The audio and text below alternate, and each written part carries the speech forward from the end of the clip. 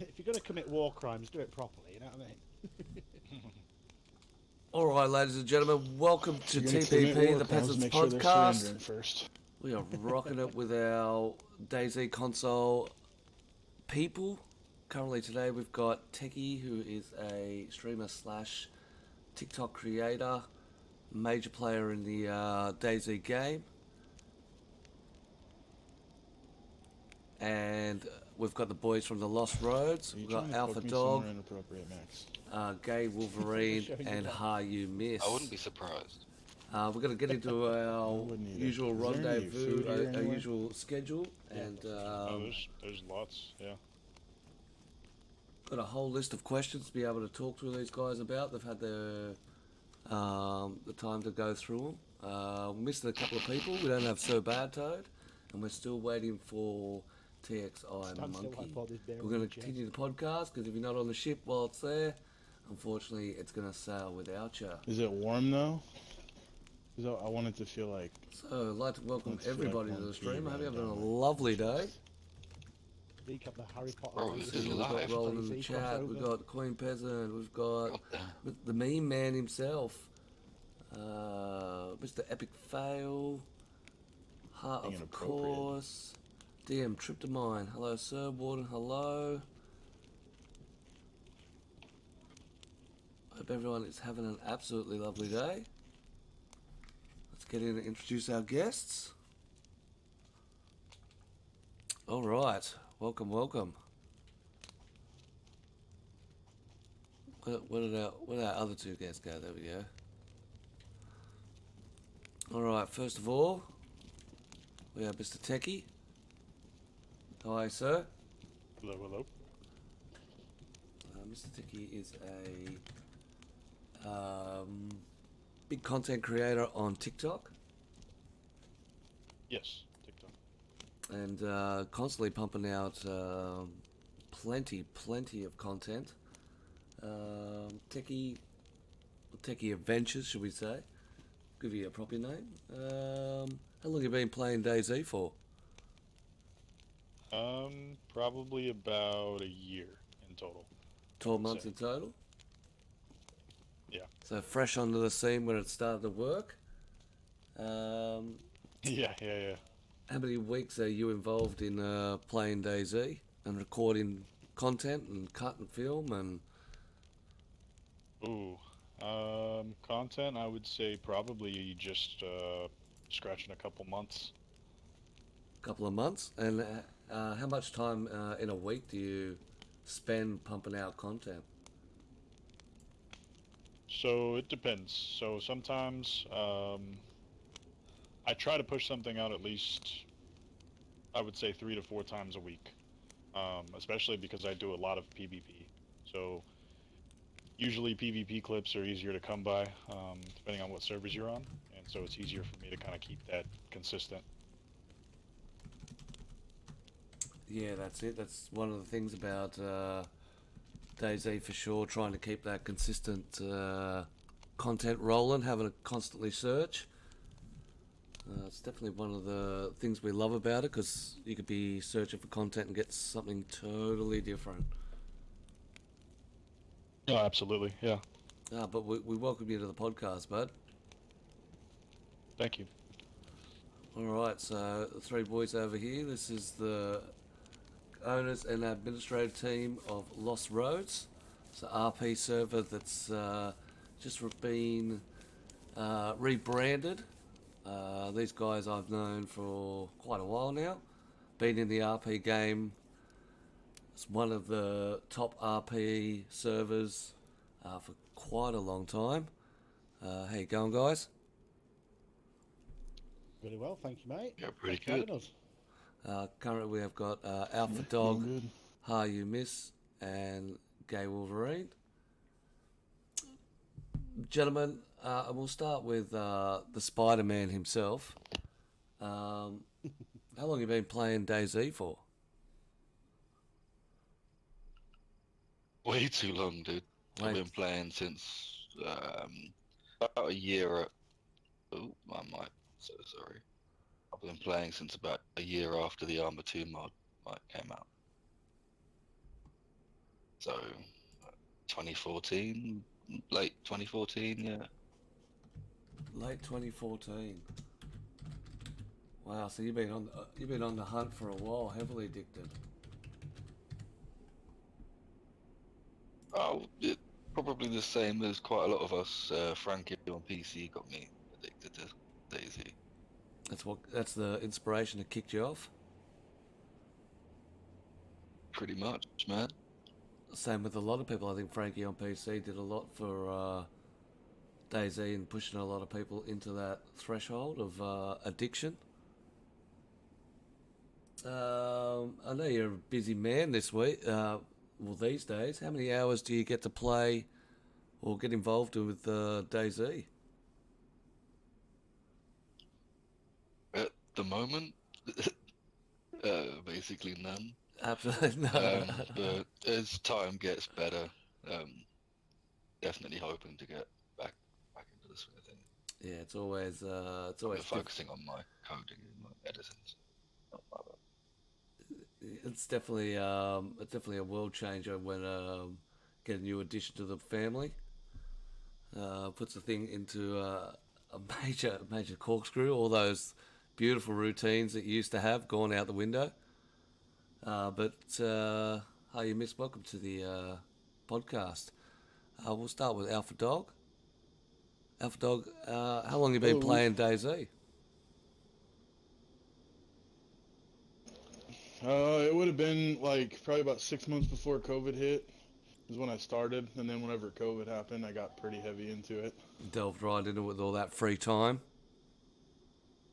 Oh yeah, all that time they forced us to stay home, you know. So I was had plenty of time to do stuff, and I needed a hobby, so. It was a painful time for us introverts who only game. Definitely. How many hours do you now play Dayz a week? Including, of course, all your administrative work and owning a server and all that. I used to play a lot more, but I just got a new job, so most of the work I've been doing is like behind the scenes, editor stuff and helping coding the server, making sure the bots on the Discord are working good. But I mean, I get on and play when I can, but I do a lot of traveling for work, so I'm not home very often anymore. But when I am home, I'm usually on. So, I mean, I would say I get maybe 8 hours a week of playtime, and then the rest is all just server stuff. Just server stuff. So you're living on Discord. Yeah, pretty much. I try to play when I can. Yep, definitely. That's part of the owner's game. You seem to merge from a lot of time on the game to a lot of time on Discord, but of course real life kicks in. But welcome to the show, bud. Yep, thank you. GayWolverine, how are you going? All the better for seeing your beautiful face, my mate. Very well, thank you. It's definitely good to see you again. How long have you been strolling the maps of Dayz for? Similar to Alpha, to be fair. It was during COVID. I was one of the fortunate and unfortunate in a way, because in the UK we got 80% of our wages paid for us. I was off work for 14 months, and I've heard about Dayz. I downloaded it like months and months before COVID hit, and I played on it once, didn't really fully understand it, and then when COVID hit, I was like, I reckon there's like some role-playing element to it here. So I had a look around. I was traversing PS for quite a while, and then got myself an Xbox. I'd probably say in July 2020. And, right in the heat of it. Sorry. Yeah. And then that was when I stumbled across these wonderful fellows here, and it was back when it was we were under a different name, and it was yeah, been hooked ever since. And with that addiction, how many hours does it cost you a week? So I'm quite blessed with the fact that I work from home. Yep. So I've got dual monitors, so got work on one monitor, Discord on the other. So with all the server admin stuff, pretty much solidly 8 hours a day. I've got it open in the corner. But with actually getting on and getting involved, I try and get on for at least an hour or two a night. Weekends, of course, when I've got off, jump in. But while we're in the middle of a bit of a switch up at the moment, server's been down, so it's just been mainly just getting in and fine tuning. But yeah, I'd probably say 2-3 hours a day most days, to be fair. Yeah, nice. Definitely heavily addicted. Well, welcome to the podcast and the Lost Roads. Welcome, guys. All right. So with the release or the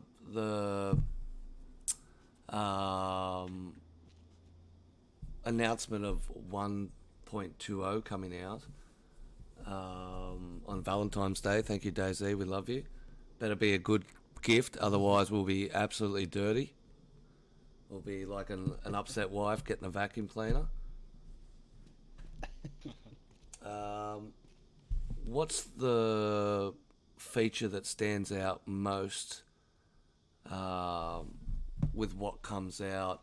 We'll start with Techie, especially with content creation and stuff. Is there anything that points out to you for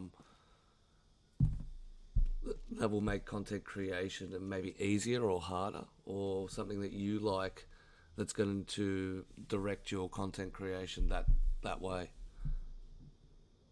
So I do a lot of PvP stuff, right?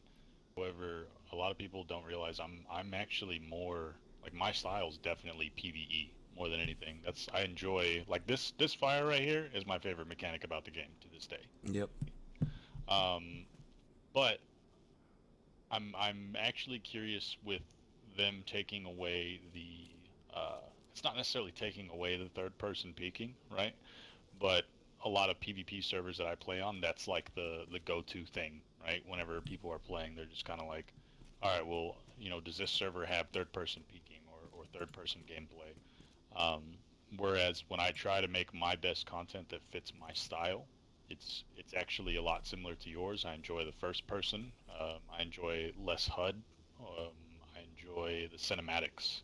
That's actually my favorite stuff to do. So Yep. I'm kind of excited for the update in that sense, because I want to see if that's going to push, and I mean, I kind of doubt it, but I hope that it pushes more of the PvP side over to that first person shooter again.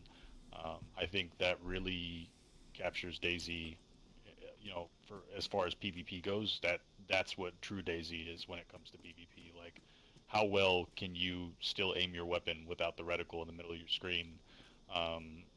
And just being able to be more aware of your surroundings without those third-person peaks. I'm kind of excited to see what that does.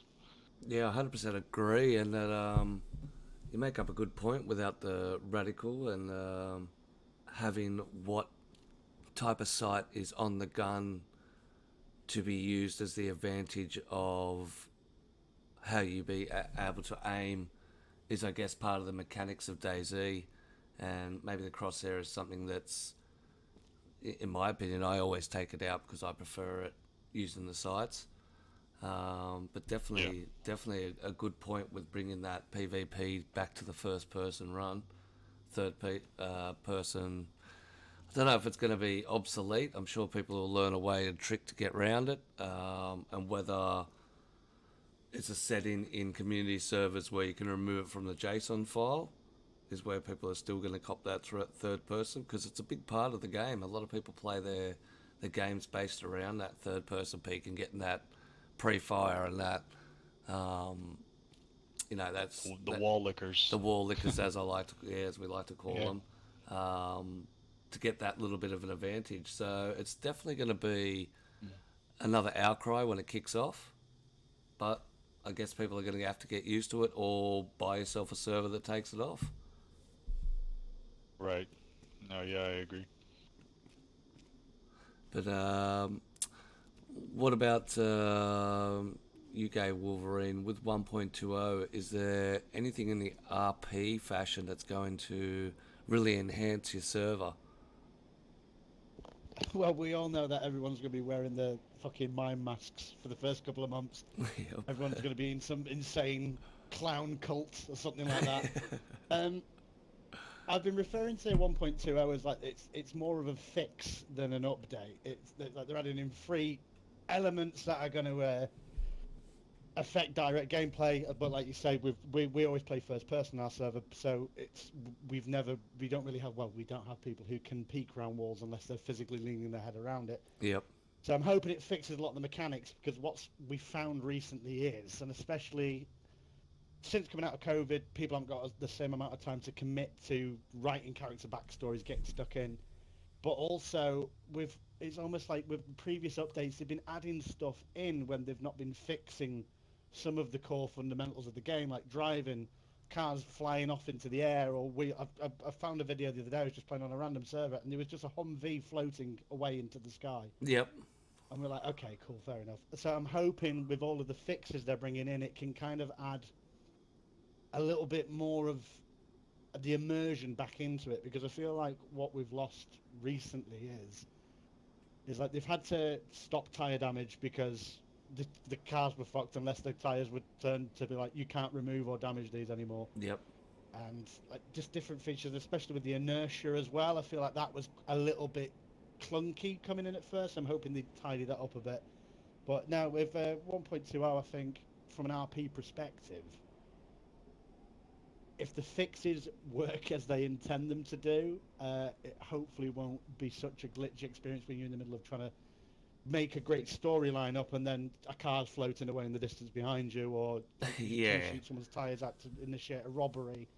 You're just unable to do that. So we're just hoping it brings that back, that immersiveness again. Yeah, you want that genuine. You don't want to be having to explain why headaches are occurring. You don't want to explain why the Humvee's flying off into space at a slow-mo pace. I'm getting sucked up by alien force. But you're definitely right with this one is more of a fix. And I mean, I played a little bit of an experimental, and I like the movement speed. I like the movement. I like the quick slots.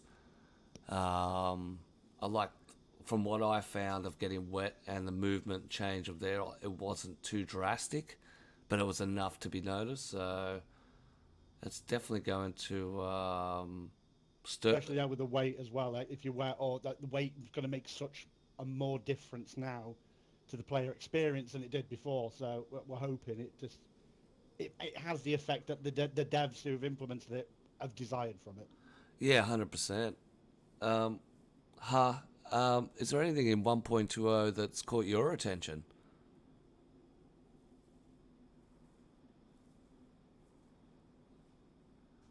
Oh, I don't know. His mic's on. Mike. Strong and silent type. That's it.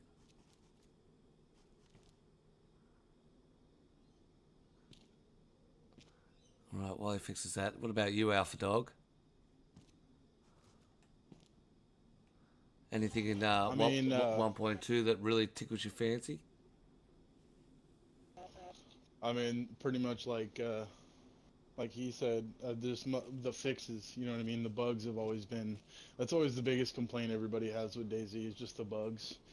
You know, the little things that make things impossible, like the fact that, you know, they were supposed to, I think the last update, they fixed being able to swim under the map. PvPers, RP, everybody on DayZ except the people that exploit it have hated that. Yeah, 100%. The cars flying away, you know, everybody hates that.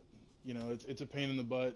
Some people don't even want to use their cars because they're afraid if they hit a bump in the road, it's just going to float away and kill them.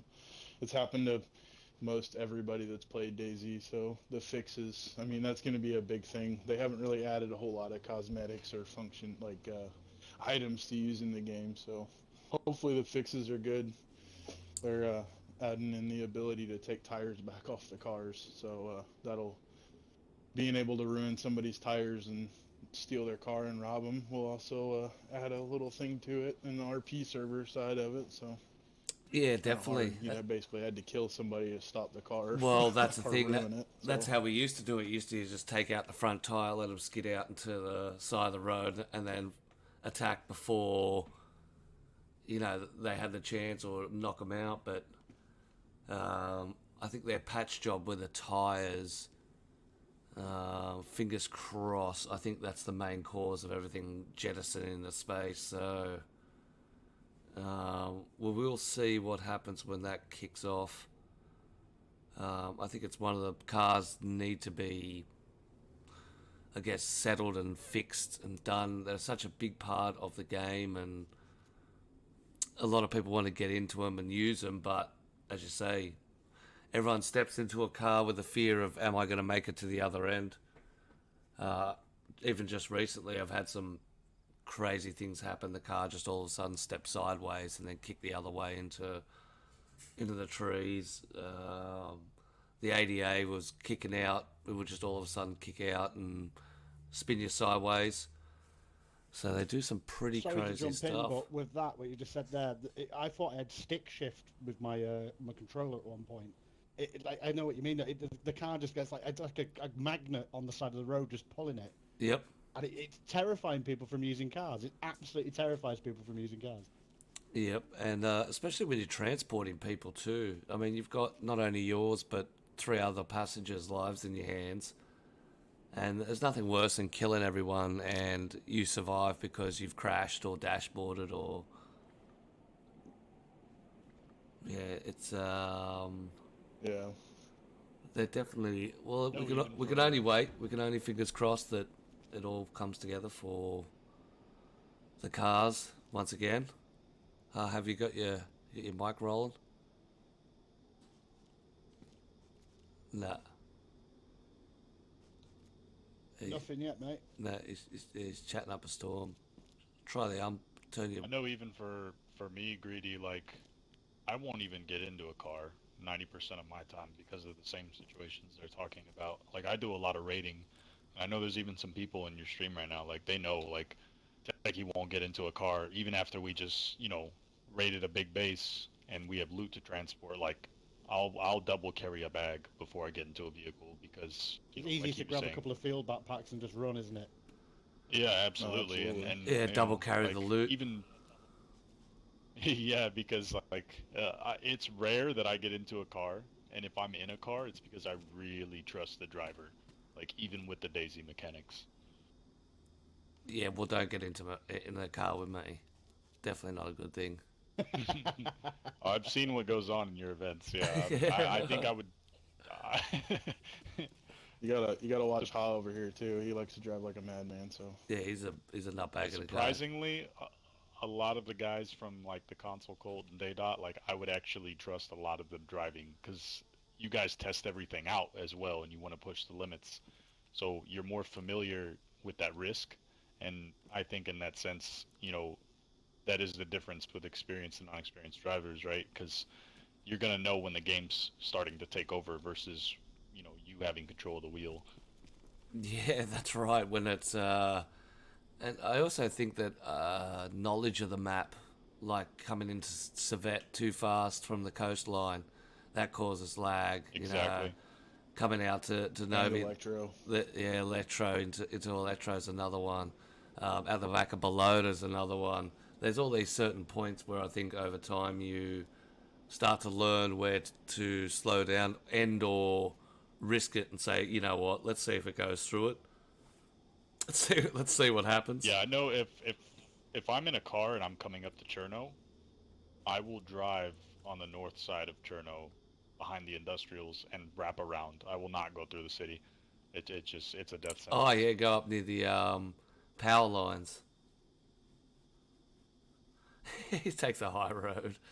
And it's funny how people have developed their ways of, I guess, managing the cars. So fingers crossed they can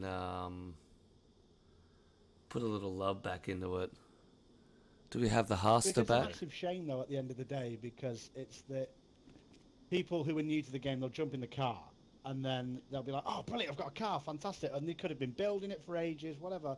But then the moment they get over 70 kilometers an hour, they're getting magnetized off to the corner of the road, they're into a tree, and it's fucking ruined it for them. Right. I think and they updated the driving mechanics with the update when they added the bunker into Livonia.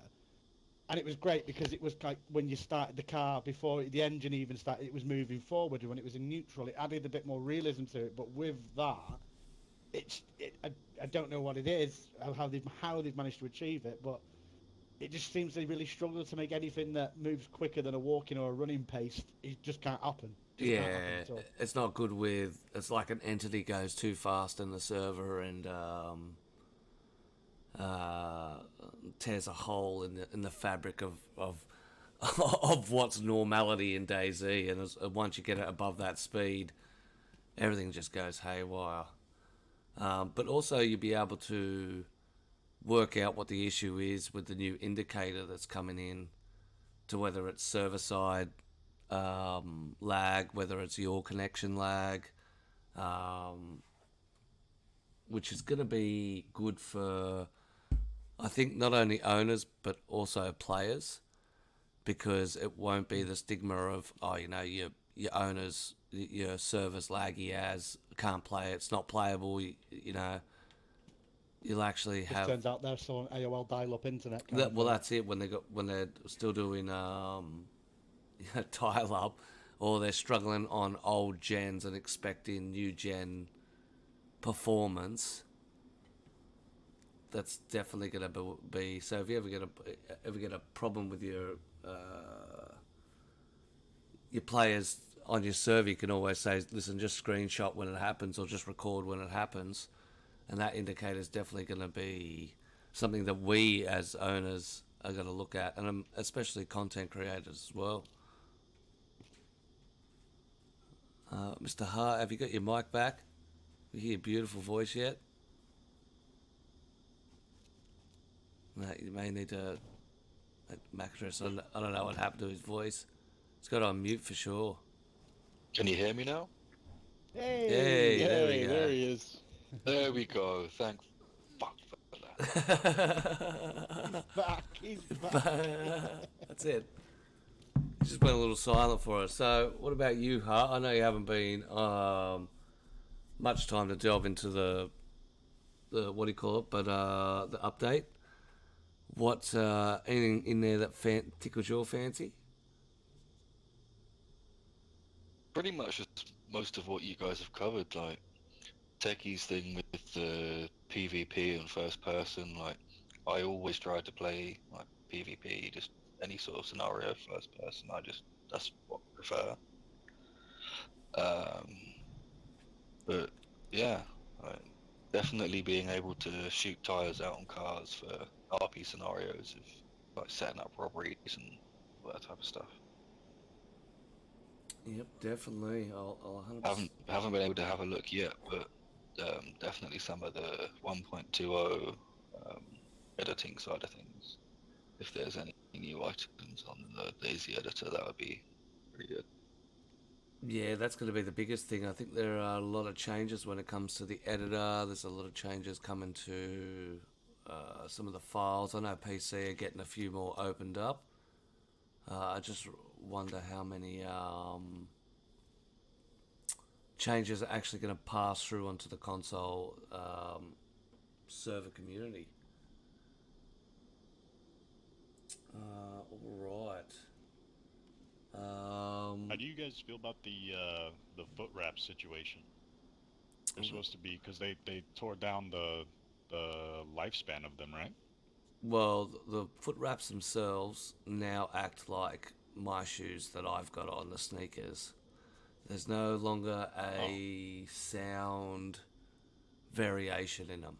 They sound like sneakers.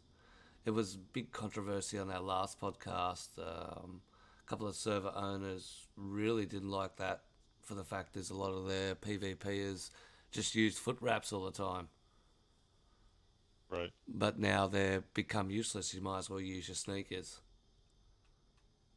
Yeah, I was one of the I think foot having it wrappers. as near enough silent, though, I think it's and again, coming from an RP perspective, having that, if you're running around, you know, you've got rags on your feet, but you sound like you're wearing high heels, you know what I mean? I feel like it's with the way they change things sometimes, it feels like they're trying to appeal to 1 week. Yeah, well, everybody who wants to do that will be happy with it, but then the moment like, oh no, there's more than 5 people unhappy with it, we'll change it back. And they just need to try and pick a side. I honestly feel, if you've got foot wraps on, they should be relatively silent, because if you run up on someone barefoot, which having wraps on near enough is, there would be a noise reduction in what is happening when you're running over to them. I think they should have focused more on realism than what's just like oh no, people can just use that for PvP. Well, that's the thing. If people want to run around with that, they're risking them degrading a lot quicker than what boots would do, but B, they're having the advantage of, yes, they're risking the fact it's going to degrade and they could get a bleed, but they get that jump on people. So I feel like aiming for realism rather than just pleasing a segment of the community would be a better focus for the game, just as in general, rather than it just being like, okay, cool, you've got foot wraps on, but they sound like you're wearing shoes. Yep, Yeah, 100% agree. 100%. I think what they should have done is, rather than knee-jerk the outcry for the raps being too quiet, is they should have made them destroy quicker. The lifespan on them is lessened, absolutely. so because they're just rags, and you know, after a couple of minutes of running on it, that's it, they burn up. But it was the greatest thing when it came out about having the quiet feet, and now it's gone away again, and that's going to piss a lot of people off.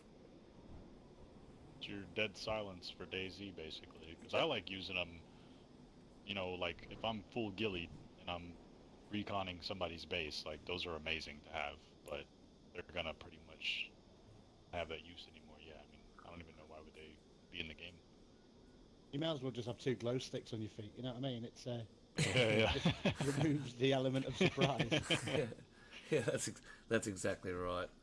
And I think you're right when it comes to there'll be there is a portion that they listen to, or whether it's the most voiced opinion on, like, say, Twitter or something like that, rather than putting out a poll to say, listen, we're going to get rid of, we've had an issue with foot wraps. What do you think we should do about it? I don't think there's probably enough public decision making when it comes to what they do take out and what they do modify. But also, it shouldn't be a fact of, and I mean, they should always listen to community, but they should also clearly set a goal, what they want from the game as well.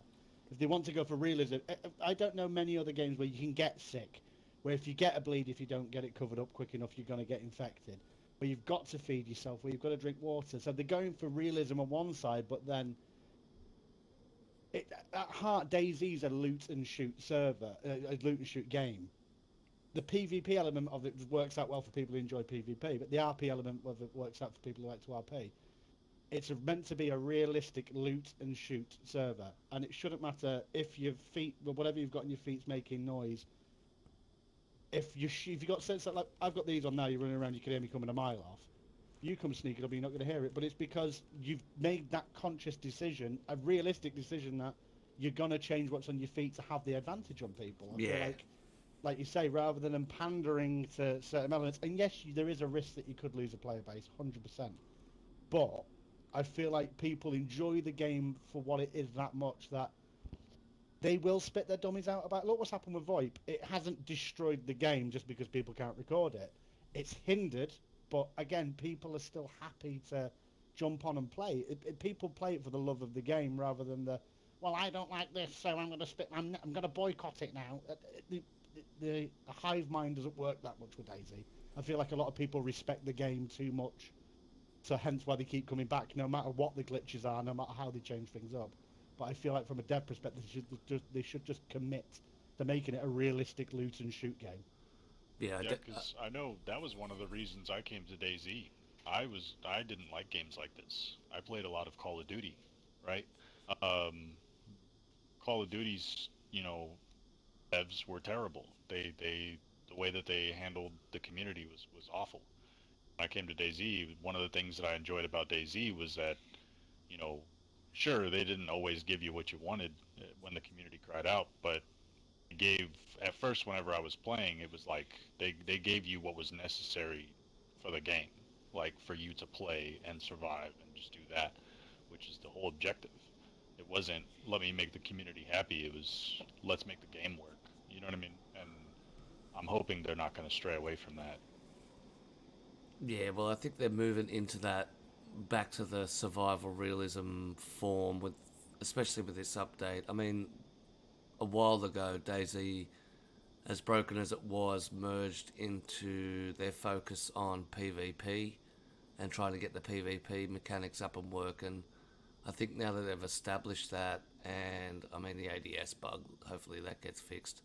But I think they've established that when it comes to the movement and the play out. But now I think they're going to push it towards the game that they wanted, which is that hardcore realism.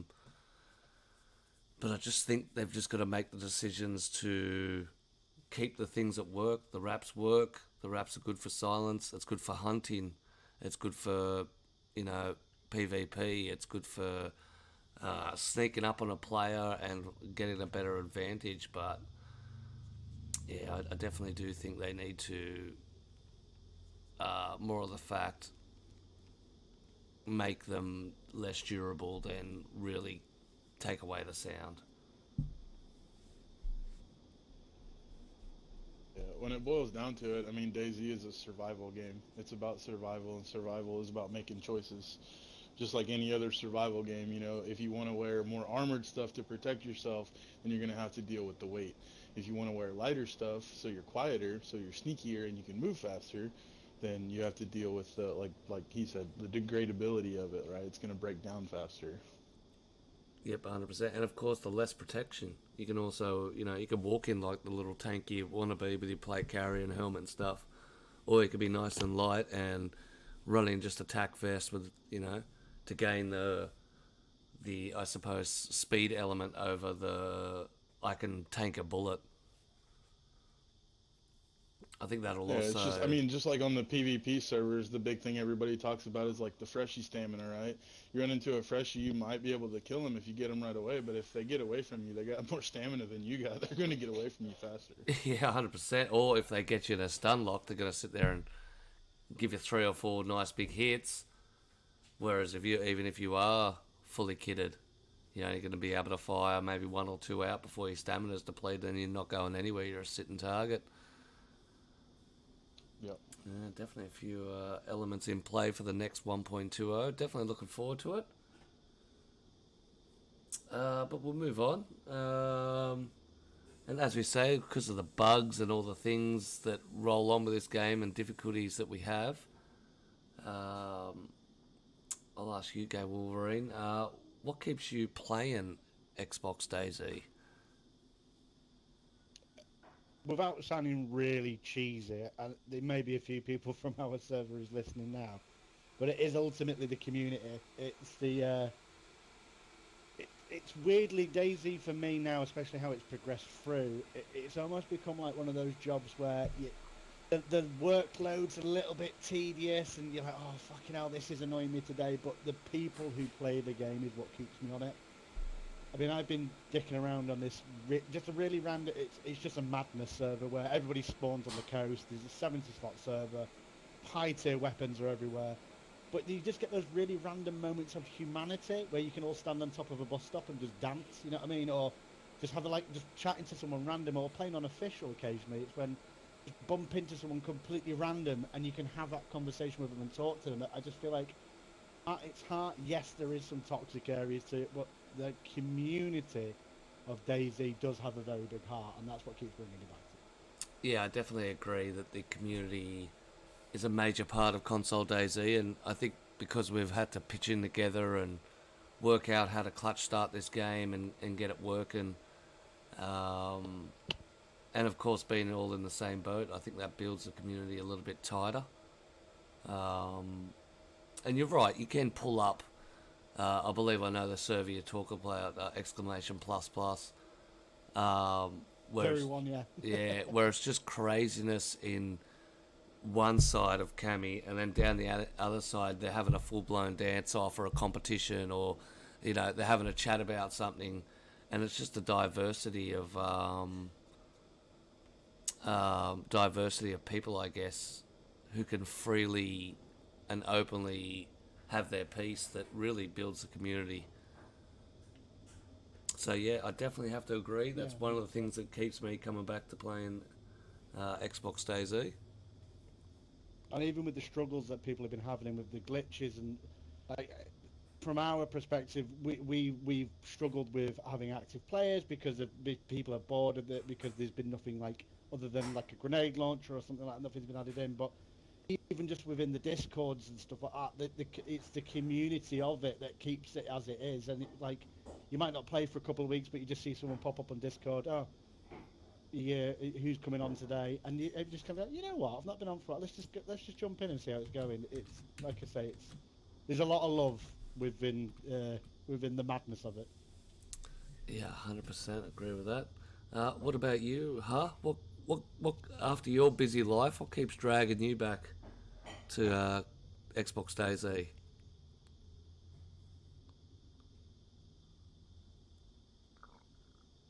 don't know. It's Mike.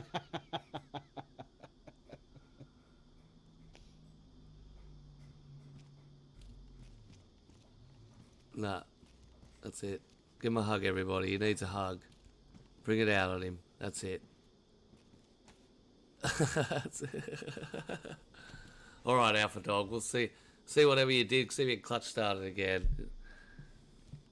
Alpha Dog, what keeps you going on Xbox Dayz? What keeps bringing you back to it? Yeah, I mean, really, it's the diversity of it, right? So, like,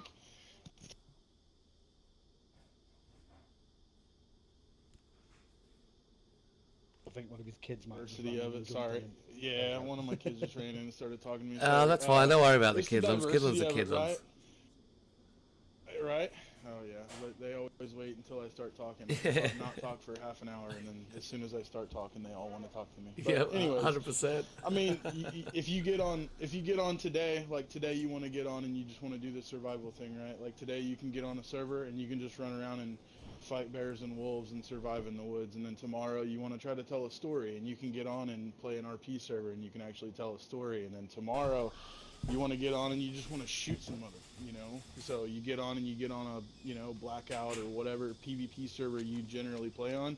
You can just run around and start blasting people. I mean, it's an all-in-one game, especially with the community side of it. There's so many community servers that are great and they're just so diverse and there's so many different things you can do. And it's all the games rolled into one, and it is a lot of fun. Like he said, it can be toxic at times, but I mean that's part of gaming. I mean every game has its toxic groups, Just the internet in general, mate. Yeah, 100%. Yeah, the internet has done a lot for humanity itself, but just being able to do whatever you want today. Like you don't have to get on today and do the same thing you did yesterday. You can jump on a different server and just walk around and I don't know, loot and try to build a base, or tomorrow you can just go kill people, That's mainly the thing that brings me back. Yeah, well, they say variety is the spice of life. 100%. And definitely in what I do, I get that sense of variety these days. Every week I'm on a different style of server, and still, even in the same categories, there's still that variety of how this person wanted their server produced out, or how this person, even down to official, has its own flavour. So it's definitely good that you can jump in and get a good variety of what you want to play. If you got an hour to play, you can jump on a deathmatch, murder half a dozen people, get off, go to bed, be satisfied with your day. Yeah, no, absolutely. 100%. Mr. Ha, you back?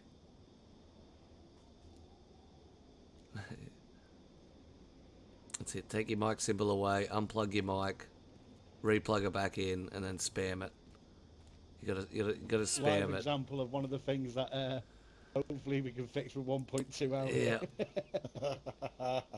It is one of the biggest things of why the mic system, or the VoIP system, or the no life, no mic, no life.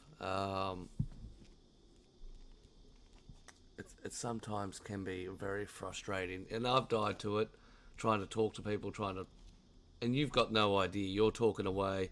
To you, it seems like everything's working,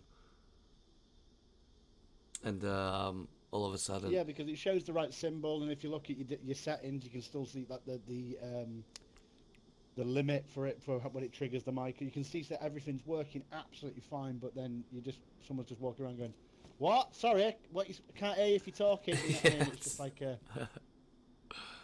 That's it. Or another person's having a conversation who was just speaking 2 minutes ago, and all of a sudden it just clicks off on him. Yeah, 100%. 100%. That's it. Do whatever. You guys are in a PD looting, and then all of a sudden some dude comes around a corner not talking. Yeah, you might be dressed like the guy you were with, but you don't know. No way. And if they don't call out 9 times out of 10, you're gonna shoot them. Yeah. Oh, absolutely. You know what I mean? I mean, I've had the experience where I've had somebody in my team get murdered.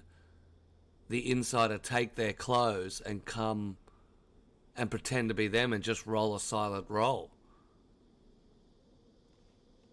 They'll literally roll in undercover as the person of our crew, and because we're all in game chat, we didn't know there was no party to say, "Hey, I just died," and it was only because game chat. We try to force them to talk, that they then realised who it is. No, Hart's he'd be kicking his Xbox, be throwing it across the room, going out the window. Yep. Should start like a separate podcast with only hand signals. The Dayz Muted Sign language podcast. That's it. The greedy peasant goes all inclusive with sign language. That's it. So what he's saying is, what keeps bringing him back is the mic settings. The mic settings are his favourite thing. They work the best, and how clear it is and easy it is to use is what what it goes on. Axe murderer. That's it. You might have to reset your MAC address and do a full in and out.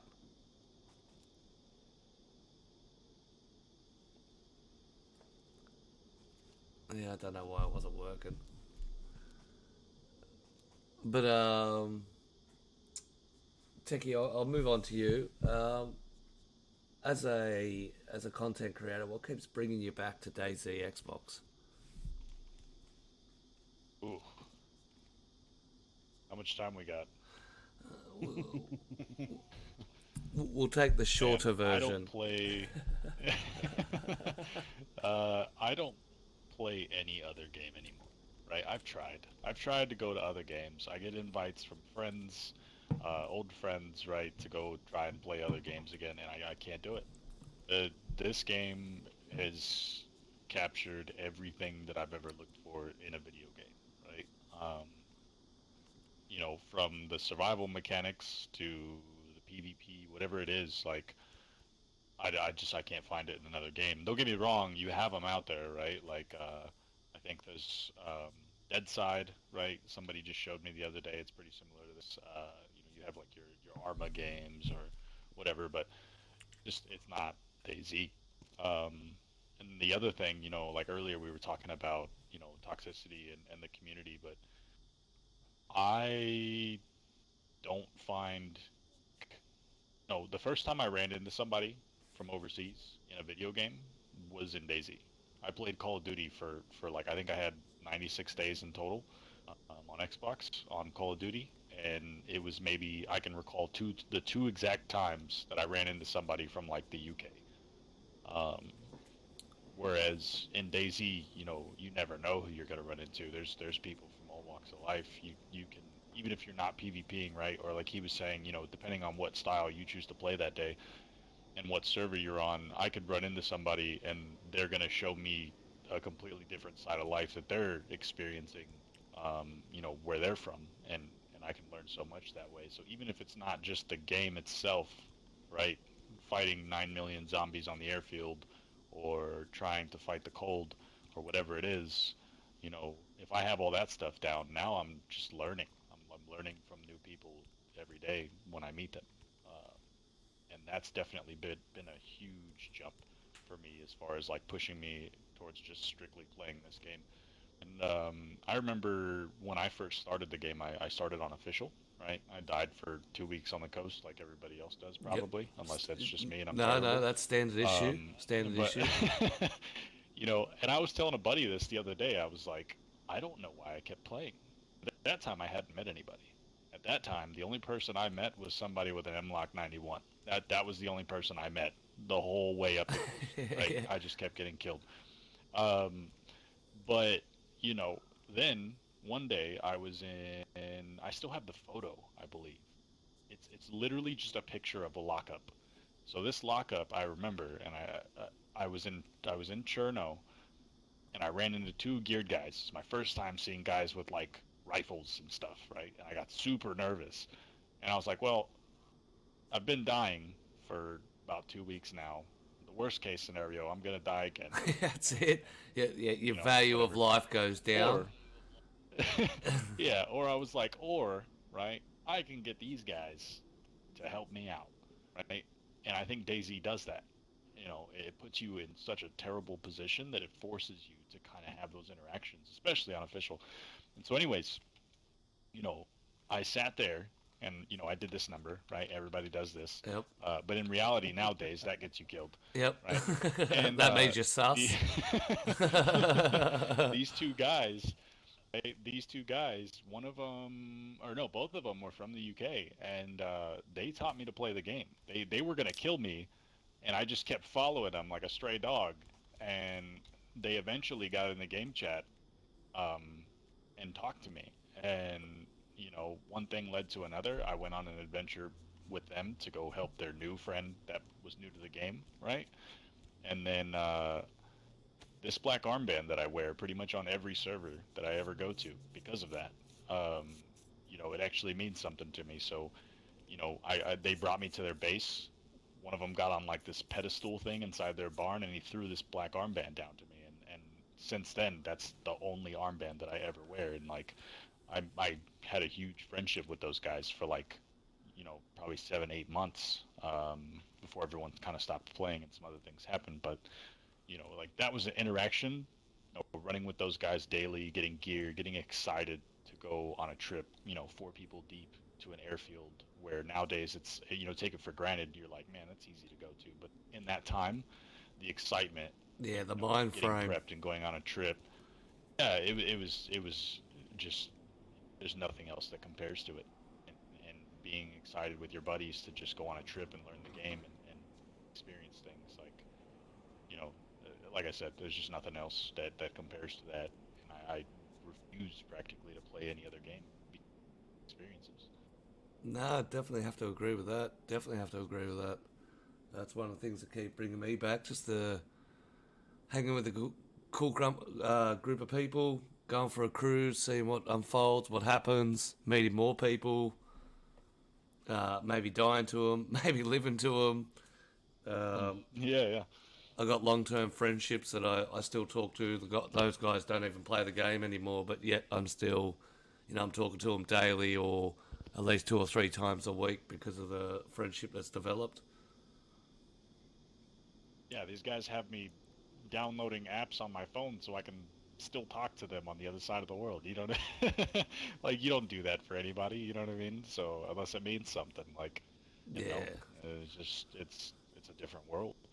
And not only that, as you get to, I know myself with the diversity of people that are in like the console cult and the TGP Discord, the diversity of what's going on in other people's world. Like, I don't think I would have knew that Father's Day happens in different times of the year around the world if it wasn't being played on this game and, you know, been announced in Discords and stuff like that.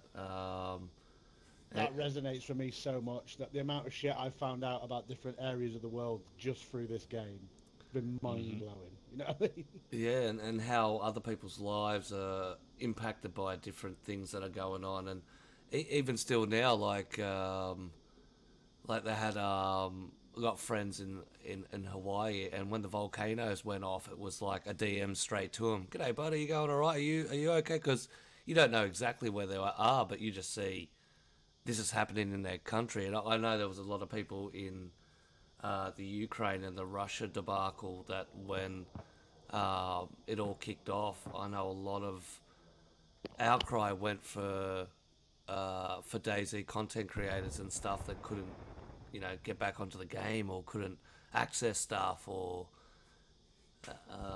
It's just very interesting how the real world impacts such a small and tiny game because the community is so tight and interacts with each other on a daily basis.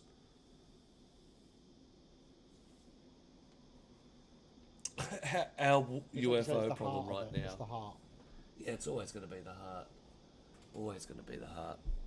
Heart, are you back yet? I said you're going to have to get your mic symbol gone, unplug your mic, plug it back in, and then spam the mic. And then do the hokey cokey. And then do the hokey cokey. And that is what it's all about. That's it. I know sometimes if you have your, like, some people will accidentally put themselves in a single person party and switch back and forth. Yeah, that's also another way. Join yourself a party and then switch to game chat. It's a weird problem. And, you know, everyone's got their solution for it. Clear your MAC address, the one that I was talking about.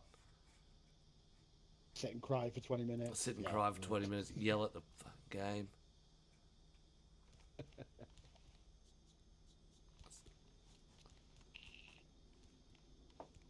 Yep, he's like, yep. Nothing, mate. Yeah, it's been alright. You just figure out what you need to do. Give it a clutch start. Interrupt us if you have to. Yell out. Should we scream at you? I guarantee you he's sat there right now screaming, going, yeah. I know what he sounds like when he's making the shits. I'm just surprised I haven't got a DM from him yet saying, "Can you hear me for real?" Yeah. Yeah, like I'm pulling his fucking leg. That's it. The trickster himself is getting tricked. Good old, known as the Dayz Spider-Man. If you ever seen the footage of someone walking across the power lines that went absolutely viral, that's this man here. All right, we'll move. Yeah, it was funny. Why didn't get spotted though? No one could hear him speaking. Nah. Yeah. I was saying I sent that video to Zeke one time because I had a friend of mine that played on a different server, and he said, "Hey, did you see this guy?" And I saw it, and I was like, "Oh my god!" So I sent it to Zeke, and he was like, he said, "Where did you get that?" And I said, "One of my buddies from a PvP server I play on sent it to me." He's like, "Are you serious?" I was like, "Yeah." Yeah, it went absolutely viral. Absolutely viral. It's crazy. Well, we'll never get to talk about it because Spider-Man's never used his mic for a while, so it's a little shy. All right, we're gonna move on to talking about the guns in the game, and obviously it doesn't have to be the top of the rig gun, but what gun do you find is the best for you, and what do you like about it? We'll start with Alpha Dog. I was usually my go-to is the 74, the big 74, not the baby AK, but I usually just go for that because I don't know, it's just what I'm comfortable with, what I used for a long time. So I like M4s, but I just don't ever really look for them anymore. I always stick with the AKs or the Tundra if I'm long ranging, but usually just an AK. I prefer the AK. It's not a bad little gun. Absolutely. It's had its changes. I mean, I remember when it used to be able to shoot laser at 1,000 meters. I'm glad they've changed it and put it back to in line with what's a bit more realistic for the AK-74. Okay, Wolverine, what about you? What you go to? And why do you go to it? The Sporter, no. Nothing wrong with the Sporter. I am a big fan of the engraved Colt, and I just think it's because of how cool it looks.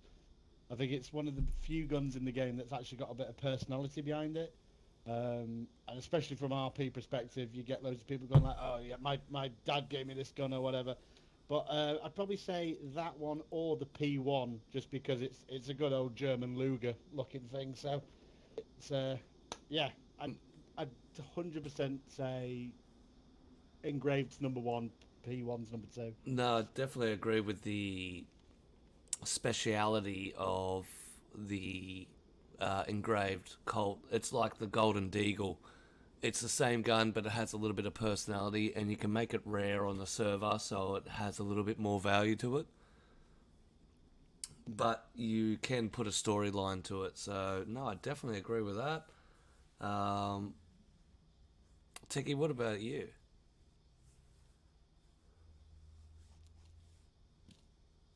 Can you hear me now? Hey, he's back. I think we might have lost Yeah, he's Techie now. out. Techie, are you here? Say.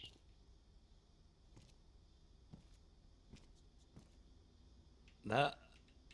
You. Okay, so we got a cat that takes somebody's tongue. It's gonna be what he is. I know we lost Techie. Nah. Wait, so I've got my VoIP back and Techie's lost his. Techie's This lost is his. fuck. That's weird. Fuck's sake, Bill Gates. Sorry, I can only afford hear me now? 4 VoIPs. Yeah, that's it. Okay. Yeah, that's All right, weird. so we're good? Yeah, we're good. Okay. You still hear me? I've still got mine. Yeah, well, Alpha Dog. Yeah. So a lot of the guns that I like, starting from the bottom, are very petty. I enjoy the IJ because I think it's funny, right? A lot of people sleep on the IJ, but you can really take down a geared character with the IJ, and they underestimate that. So I love nothing more than to watch from a distance and see a freshie take somebody out with gear, with an IJ. Yeah, definitely. IJ in a dream.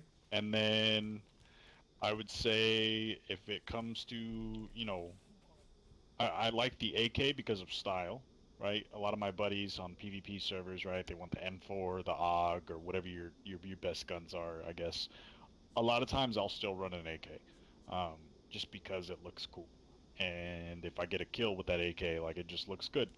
And then I watch a lot of other content creators on Twitch or YouTube or whatever. Running Menzies, probably one of my favorites.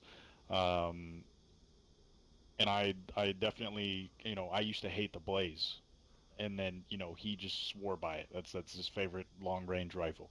So I started getting more comfortable with it, and it's got its pettiness as well, because you can shoot somebody once, on a hardcore server, but if you really got something against them, you can set it to your double, right? And that's nice. The only thing I hate about it, I would say, is the scope, or the recoil rather, whenever it pops off. It's not like a Tundra or a Savannah where I can kind of see that I hit the shot. It's like I have to be fairly certain that I landed my hit, because otherwise the scope just kind of shoots up, and then but a lot of times, if I am on some PvP servers and things are more serious, then I do tend to run an AUG, or an AURAX, right? Like I'll run that, just because I know for the rate of fire, I can silence it, and it's pretty quick as far as time to kill. So, yeah, I'd say that's about my list. Definitely some of the guns that tick off my list. Yep, the IJ. I definitely think that people sleep on the IJ. I definitely rate that. What about The you? Mosin is underrated. The Mosin's underrated. Yeah, my favorite guns basically are the Mosin, the IJ. I've always had a secret love for the KA-74, but then I'm kind of a whore for the M4. Kind of a haul for the M4.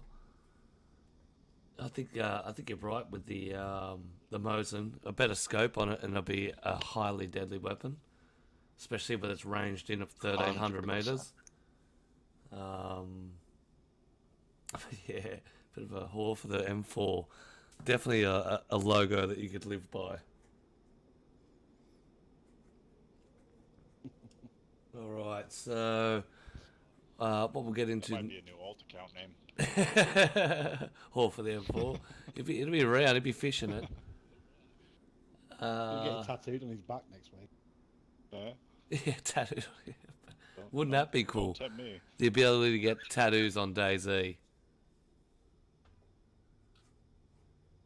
The dream. The Don't tease me with the that. dream. Don't tease me, because you could RP as a tattoo artist. Yep. Absolutely just tattooing dicks on people constantly. That's exactly right. Freehanding it. So we'll take you back to the beginning when you're a freshie, when you first log into a server. Doesn't matter which it is.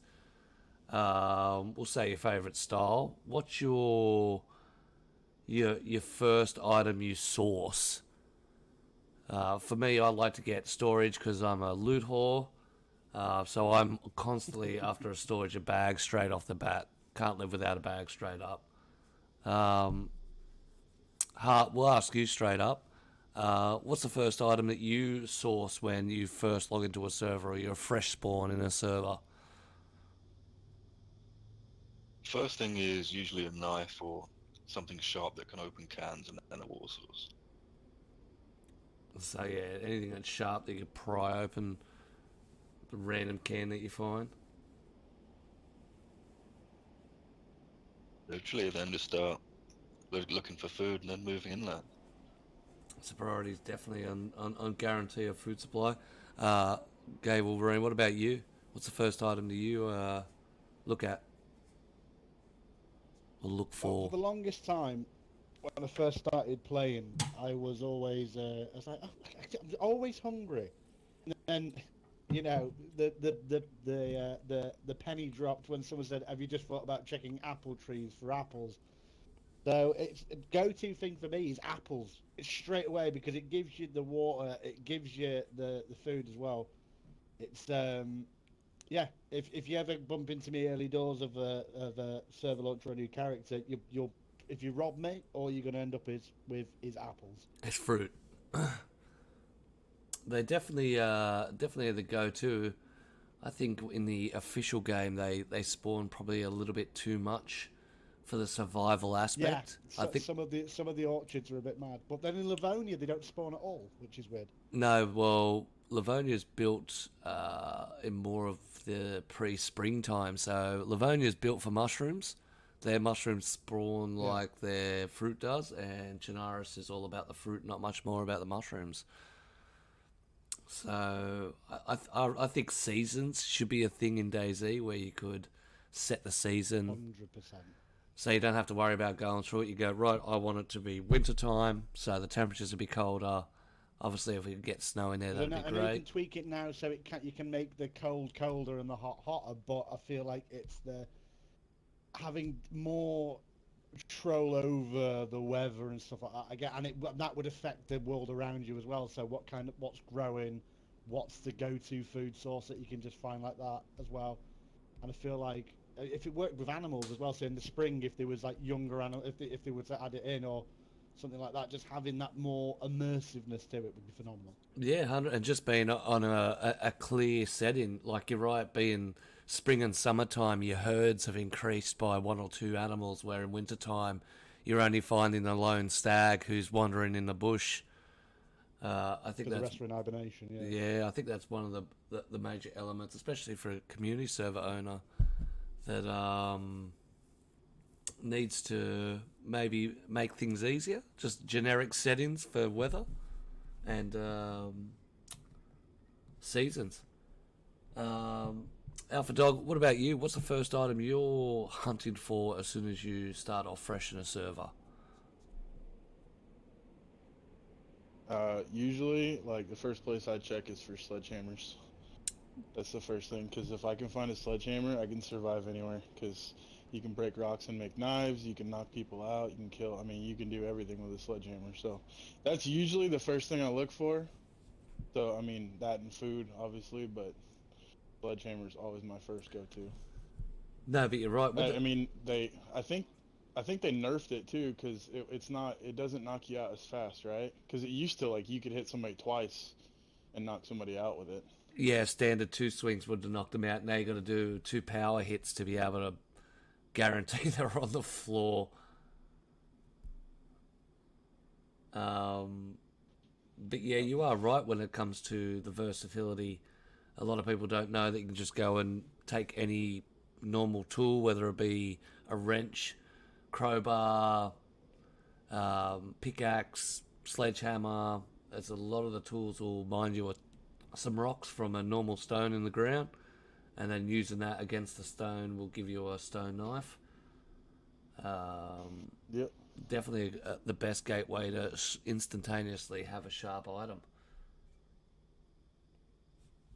And then once you start killing chickens, you got an endless supply of bones. You can I mean, once you have a sledge, I mean, you can pretty much find everything you need. You know what I mean? Yep. Or just a tool that'll break rocks, because rocks are everywhere.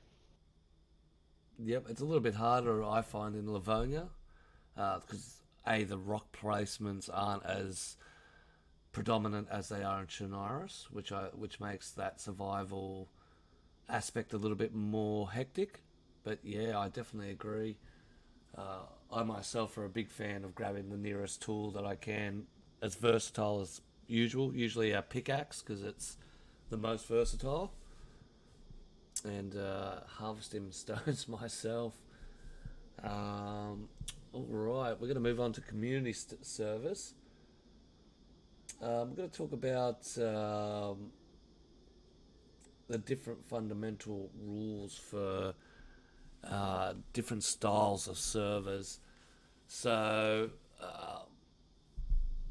obviously, with like a deathmatch server, a lot of complaint or a lot of issues that come up about spawn camping or people shooting freshies or stuff like that in a deathmatch. What's your thoughts around that particular issue that comes up in death matches when it's killing freshies? Should they be left to be able to be geared up, or because it's a death match, does the freshie status completely remove and you're just an unarmed player? We'll start with. On a death match, it's far away. My bad. No. Open floor. I didn't realise my mic was live. Yeah. He's so excited. On a death match, it's definitely got to be like no holds barred. Like if you move, like if you just stood there as a freshie, like leave them if they move, just shoot them. You know. At the end of the day, like 3 or 4 power hits and you're on the ground. Yep, definitely, I agree with that. Anyone else want to add anything to that? I mean, Yeah, fire away.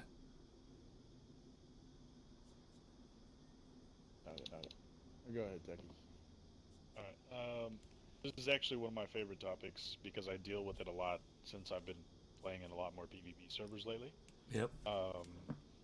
So there's 2 differences, right? If you're on a deathmatch server, right, I agree with him. If you're moving, we all know what the intent of everybody, if the 5 of us are on a deathmatch server right now, and I see you run out here into the airfield, gun or not, I'm gonna kill you. It just is what it is. Because I know what your intentions are. It's why you came to the server. But on a normal PvP community server where people base there, they live there, PvP isn't the only thing that happens. Recently we had this issue on the Weed Manic server that I play on a lot, right? So, and I think the owner handled it very well. So he has these things in the server called a Stairway to Heaven, right? And basically what it is there's different spawns around the map. If you don't like where you spawned, or you're in the middle of a fight at the airfield or wherever, you run up the stairway, you jump off, you die, you spawn somewhere else, right? Now, at first it started where the stairways were inside of the Northwest airfield. And that was posing an issue because people were, writing 6 million tickets a day saying, hey, I'm getting killed as a freshie. So the way the owner reacted to this was he moved the stairways just right outside of the militaries, right, for the military spawns. And he said, look, if you're going to go into the airfield and you get killed at like the concrete wall, let's say, right, before you even make it in, and you have no gun, that's your fault. Because this is where all of the PvP happens, and we can only expect that your intentions are to get geared and go fight. Why else would you need a gun, right?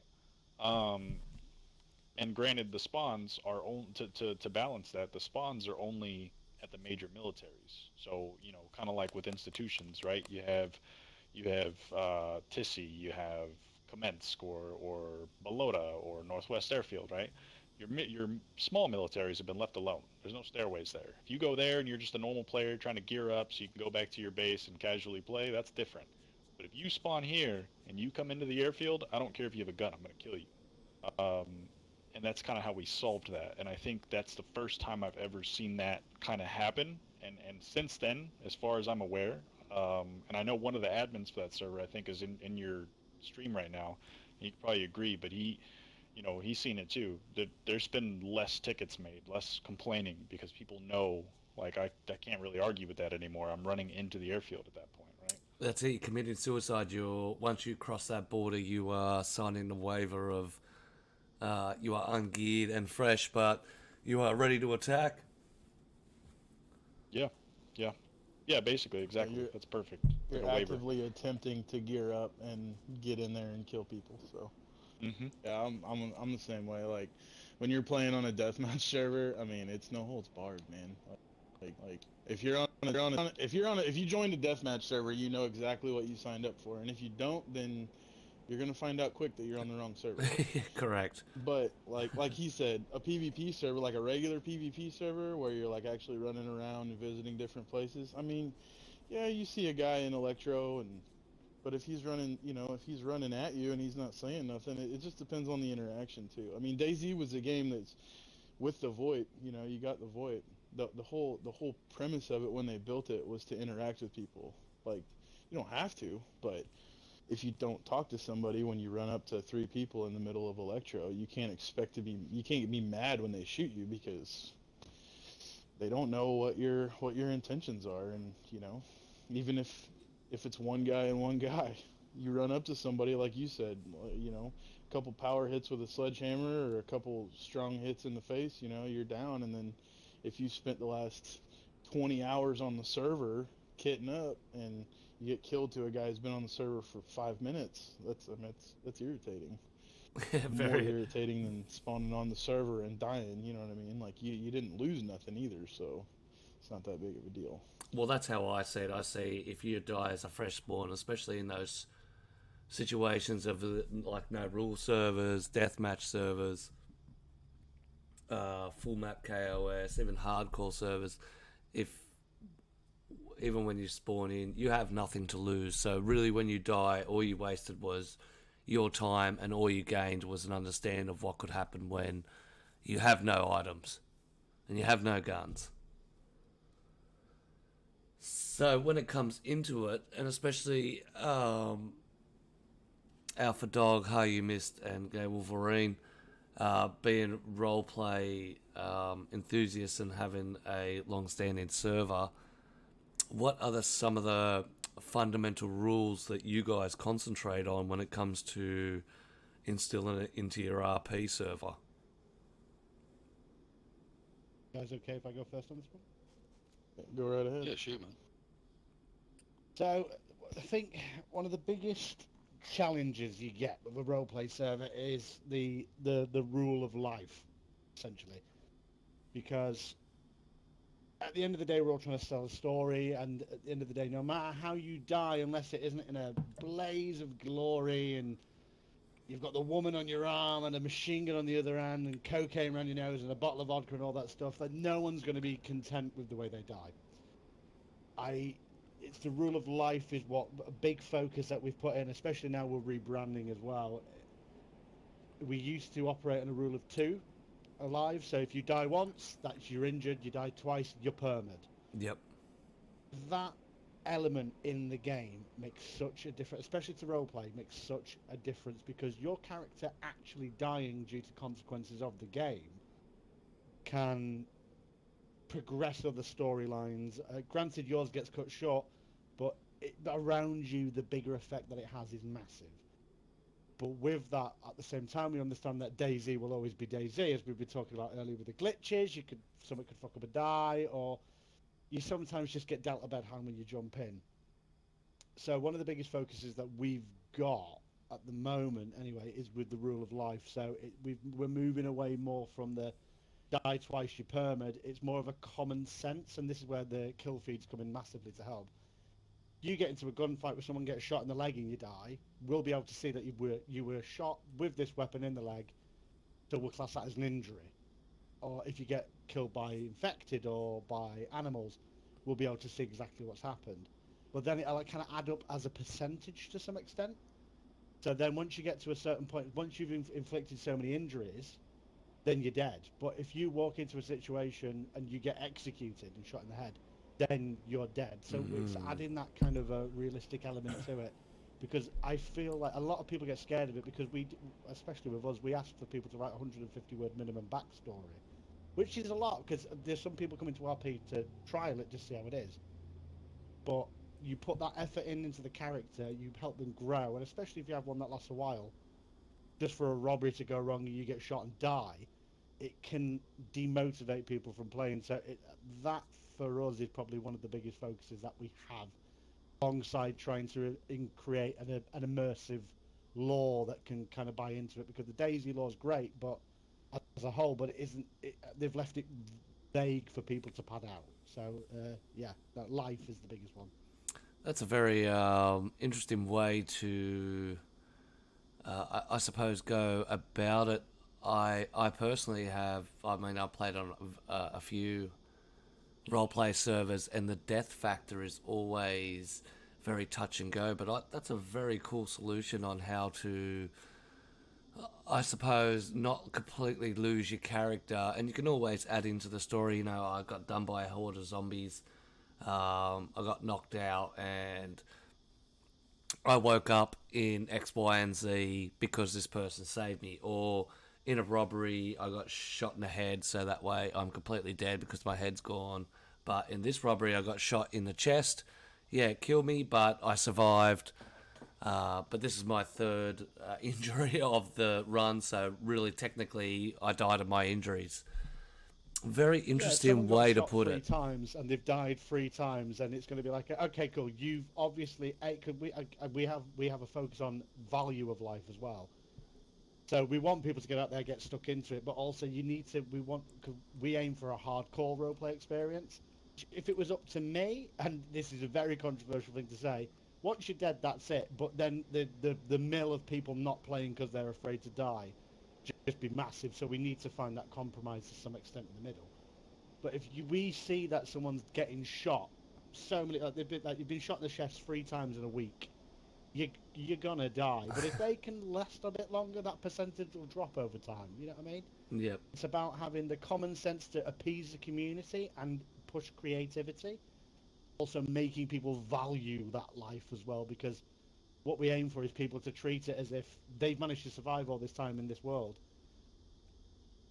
How are they here now if they're just, every time they get robbed and someone says stop or I'll shoot you, now I'm going to run away now, and they get shot? Just fuck around and find out, you know what I mean? It's there needs to be an element of realism whilst also understanding the fact of it is a game, you know what I mean? So yeah, try. People are here to have some fun, so you got to have that variance. But you do make a very good point of, especially in the roleplay situations, the difference between getting robbed and running away and getting shot and maybe dying, but being able to save the character because, yeah, you copped a bullet in the back, you managed to get away and blah, blah, blah. But if it's a character that consistently, when he gets robbed, pulls out a gun and tries to shoot, well, you're definitely going to be instantly dead then, because if somebody shoots you, they're not going to shoot you once. Make sure they're okay. Make sure that you're breathing and walk away. If you pull a gun on someone on a robbery, you're going to put 15 bullets into them to make sure they're dead. So that's a very good way of, I guess, grading and giving people the ability to play their character and still live their character's story out, but maybe just having those few speed humps in a way that you didn't cause. That somebody else's story collided in with yours, and rather than the outcome of you're instantly stopped and dead, you still get to continue your story, but their story has progressed as well. Very interesting. Would any other guys like to add in anything to the RP side of that? Basically just trying to keep things as realistic as possible, while also yeah, it is just a game, but then also trying to keep things as immersive as possible for other people. So like most of my characters, I'll play either a bandit or a bad guy, but it's always to try Billy and Runner. elevate other people's. Yeah, fuck you, bro. 100%. So I was gonna say, I think actually on my end of things, right? I don't know if this helps you guys out running your servers. I think out of this group, I probably have the least experience in roleplay, right? But I've always been interested, and I've always wanted to go to a server where I could experience a good amount of roleplay. It's just the issue that I see, as you know, and hopefully you guys can take away from this, as somebody that comes to servers like that, is, you know, off the top of your head, the most common rule you see in every roleplay server, right, is always aimed around, how you can rob somebody, right? Well, the issue with that is, um, you get guys from my side of the world, right, that just strictly do PvP and whatnot, and they come over and try out roleplay. The first thing they want to do is see, well, how do I guarantee my life? What can I do to kill you if we're in that situation? And it kind of, in my opinion, it kills the role play, right? Because that's all everybody's focused around. Everybody, you see those videos on TikTok or YouTube about funny interactions where somebody holds somebody up, and that's all everybody wants to experience is those funny interactions versus, well, how about you and your group, meeting another decent group of people and having an awesome interaction or learning something new or experiencing a new adventure together. You know what I mean? People completely push that side of the game away, so that way you two can hold me up on a robbery because that's more fun. You know what I mean? And I feel like a lot of 100% role agree, yeah. plays, yeah, a lot of role play servers target that, and I feel like it kills it because then it's like, all right, well, everybody in this game might be following the rules, but everybody's just trying to rob me. They're trying to gain that interaction that they And that's the see biggest thing on. we try and move away from with ours. If you're interested in RP, let me know, mate, and we'll more than happily get you in and we'll help you through and give you a welcome No, into it. But absolutely, we yeah. I mean, focus after this, I'll. purely on story. What we try to build is a immersive environment where people need to rob to survive, because it's the end of the fucking world. People aren't just going to be Right. like, oh, you know what? I'm going to go and run to the nearest military field. If you're RPing as a barista and you found a gun and you see a guy in front of you who you've just seen pick up food, in your head you'd be like, I'm going to just point this gun at them and hope for the best. But what we aim to do is to build those storylines in between, and with the lore that we've got, I don't. I know there's a few people on the stream at the moment from our server, and that we've not revealed much about the lore because that's coming out. So I'm going to try and say this very carefully. But it's about the way you interact with it. So one thing we operate is we're quite big sellers of it, is the butterfly effect lore. So rather than saying if you Yeah. can rob 15 people, you'll get this. It's we will send out a radio broadcast. Something's happening here. If you can get there and deal with the situation, something will happen. If nobody turns up, then no one knows what's going to happen until later on down the line. So it's like if you do A, you will see B, and then C will happen. But you could also go straight to B, skip A, but that will then help C.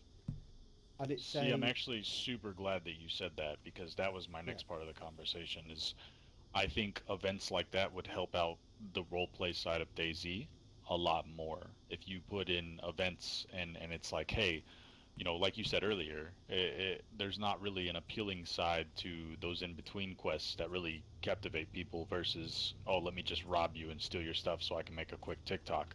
You know what I mean? And I think those events in between, if more roleplay servers did events where it was like, hey, like you're saying, broadcast radio, and you need to go to this place and accomplish something, it's gonna push me, hey greedy, fucking there's this thing out on the radio we need to go solve and I need a partner. Okay, cool.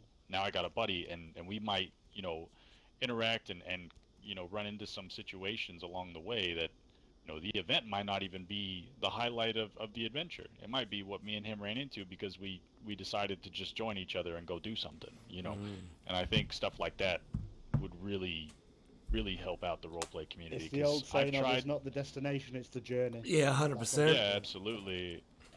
Yeah, and I've tried to get on roleplay servers, but every time I get on one, it's like, hey man, how can I get you to let me rob you? You know what I mean? And it just kind of kills it.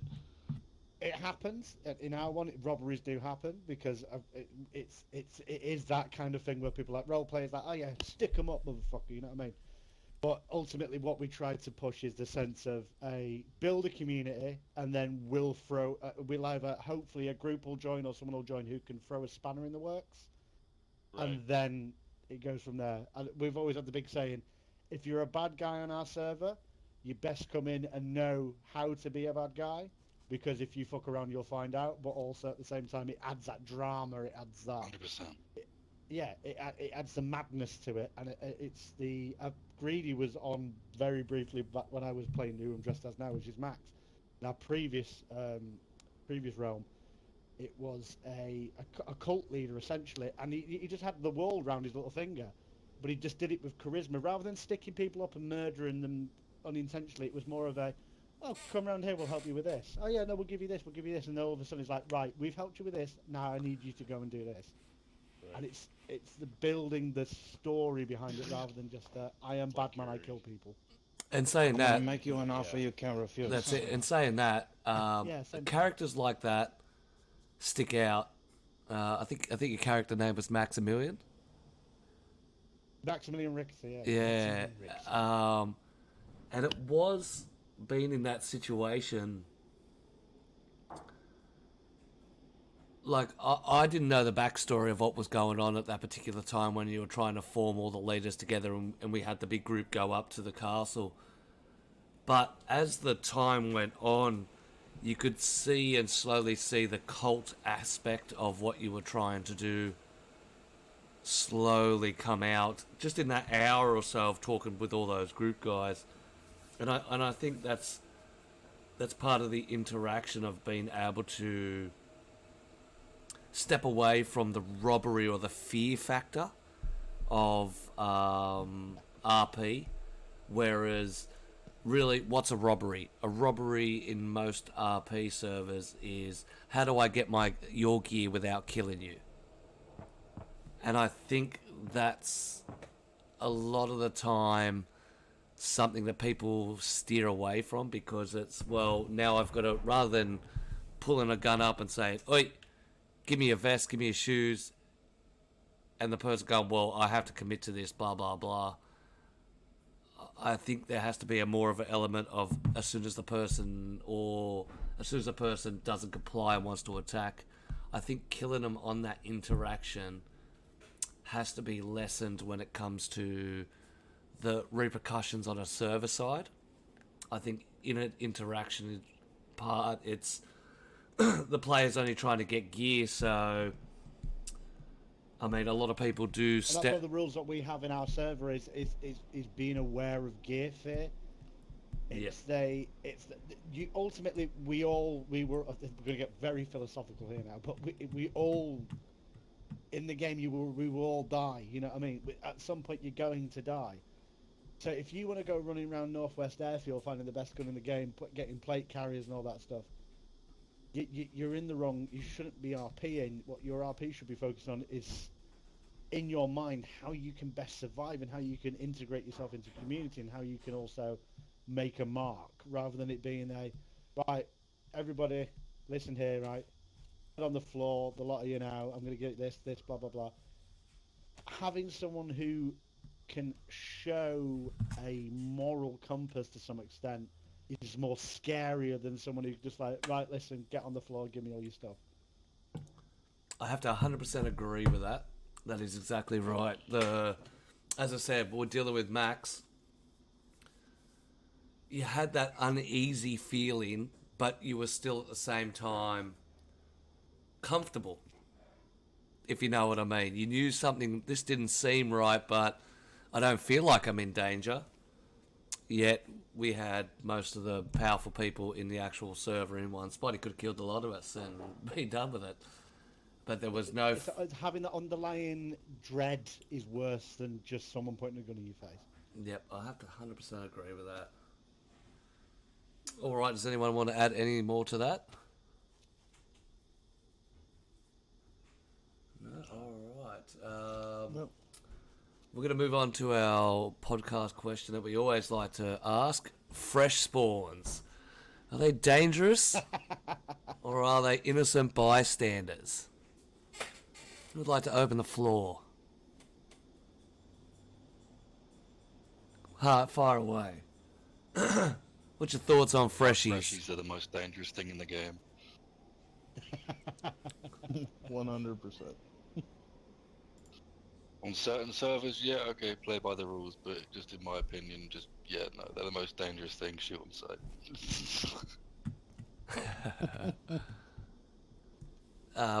What I about think it's the desperation you get as a freshie, 100%. It's the desperation you get as a freshie that makes you do things. Yeah. The moment you get moving away from RP just in a normal server, the moment you geared up, you actively try to get engaged in confrontation, but you don't want to lose the stuff you've got. But if you're a fresh, you've got nothing to lose. You make yourself a bone knife and just run at every fucker you see with just swinging at them. They're fucking lethal. Well, and it's the anxiety too. Like when you're geared, you got a plate carrier, an M4, backpack full of food, whatever. You're walking through town with your buddy. You may be a little complacent. You're like, oh, anybody that runs up. But when you get bum rushed by a guy and he just comes running out from behind a car and smacks you in the face 3 times, you're like, oh crap, I'm about to die. I mean, like Techie, you said you played Call of Duty. Everybody knows the guys running around with knives, how fast they run around. Like the anxiety of watching that guy sprint at you is just like, oh my god, what's gonna happen? So, I mean, they're dangerous. They are.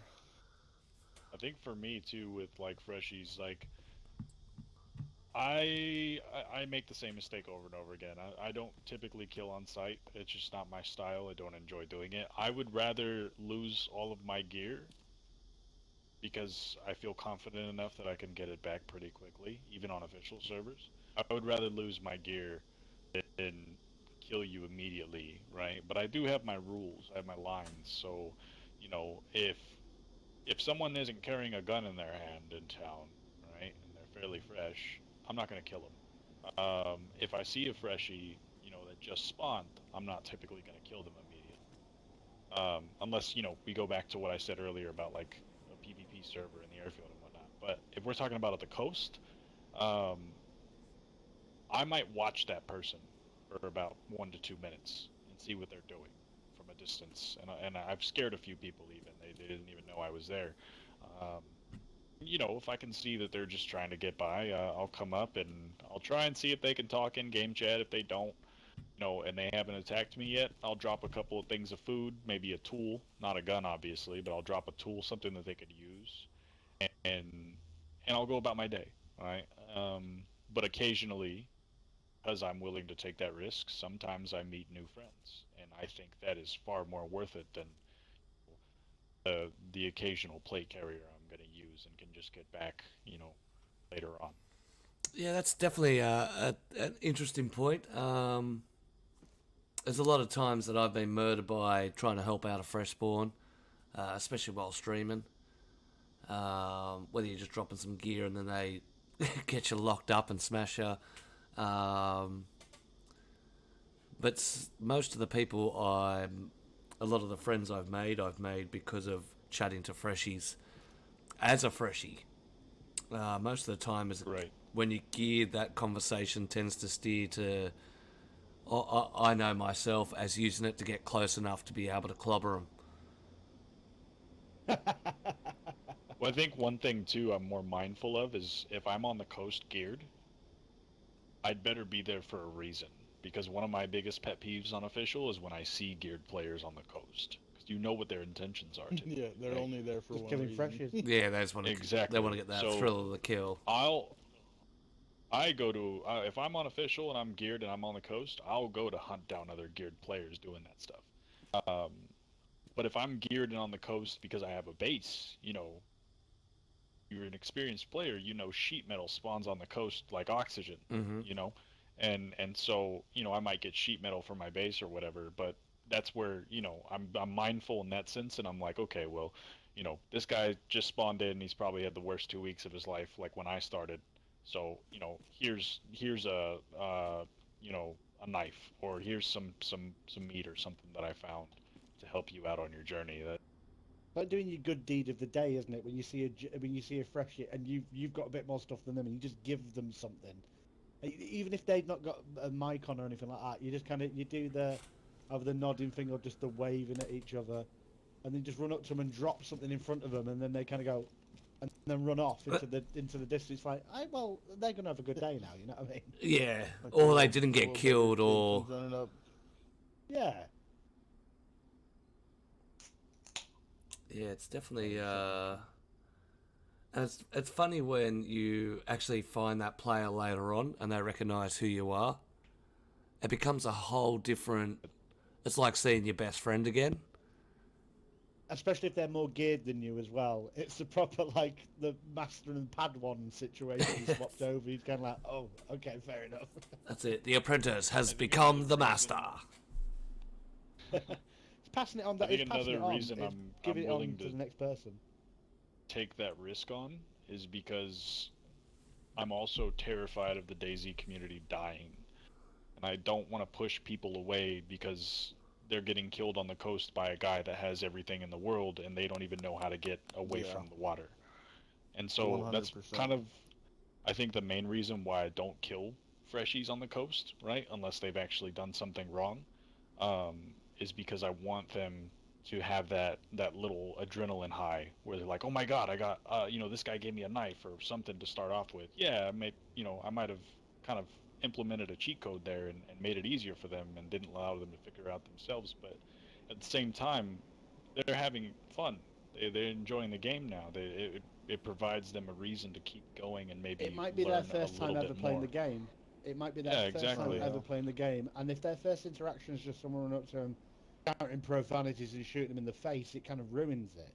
But Yeah, it doesn't make you want to play. Yeah. If it's someone who just kind of walks up and you can have a conversation with them, they kind of go, oh, do you need food? Do you need what? Yeah, take this.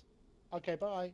And then even if you never see them again, that's what I was saying earlier. It's those moments, those wholesome moments that really keep bringing people back to the game. And that's what I reckon's kept it alive, because I reckon this game would have probably died off quite a long time ago if it wasn't for the love from the community and the people who played it. I definitely agree with that 100%. All right.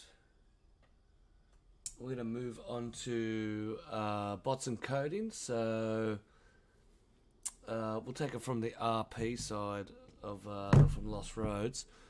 When you guys kick off your server, what's one of the Discord bots that you obviously source and find best to use for your server?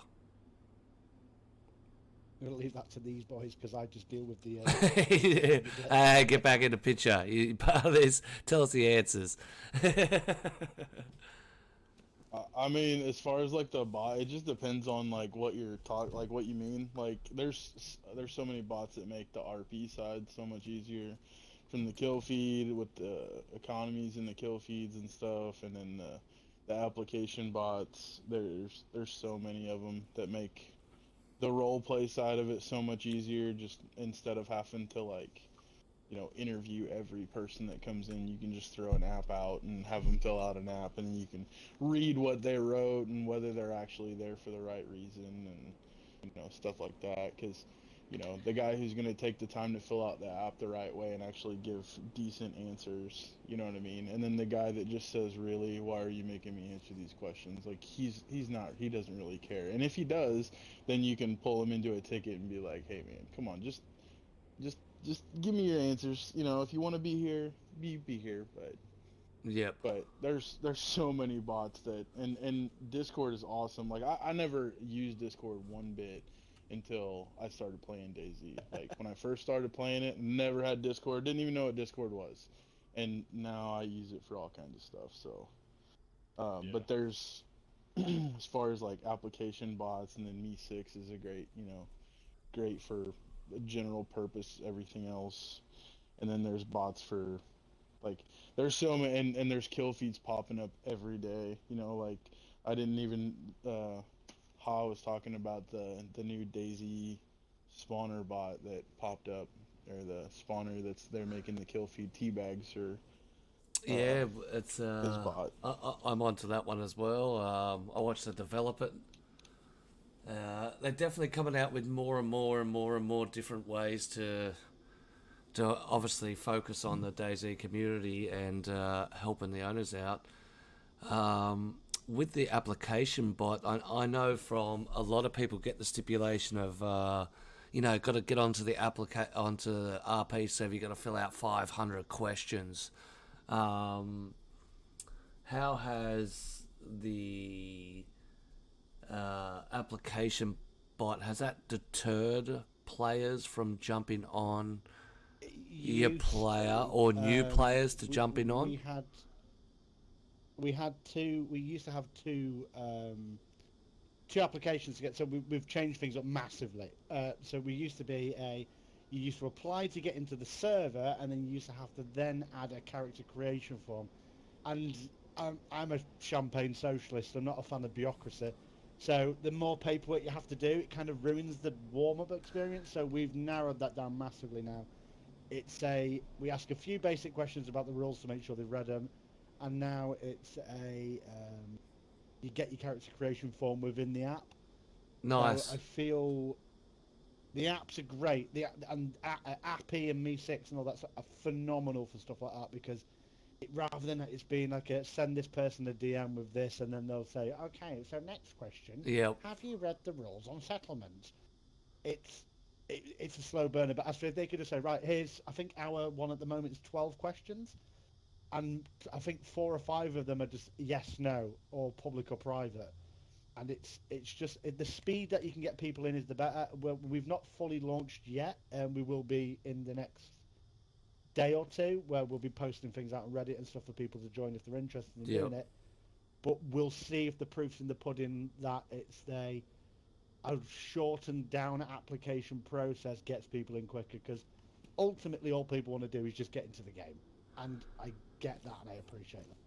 100%, but you've got to have your rules. Having to go for 1,000,001 thing. Yeah, of course. And that's what it drills down to. That's why the app is there. It's to maintain a standard, because if we want to try and build one of the best RP servers that we can, if we just let any Tom, Dick and Harry in, it's going to turn into a PvP or a fucking deathmatch server very quickly.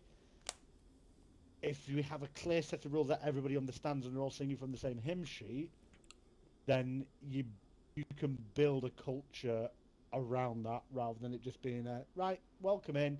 If you want to RP, if there's rules are there if you want to read them.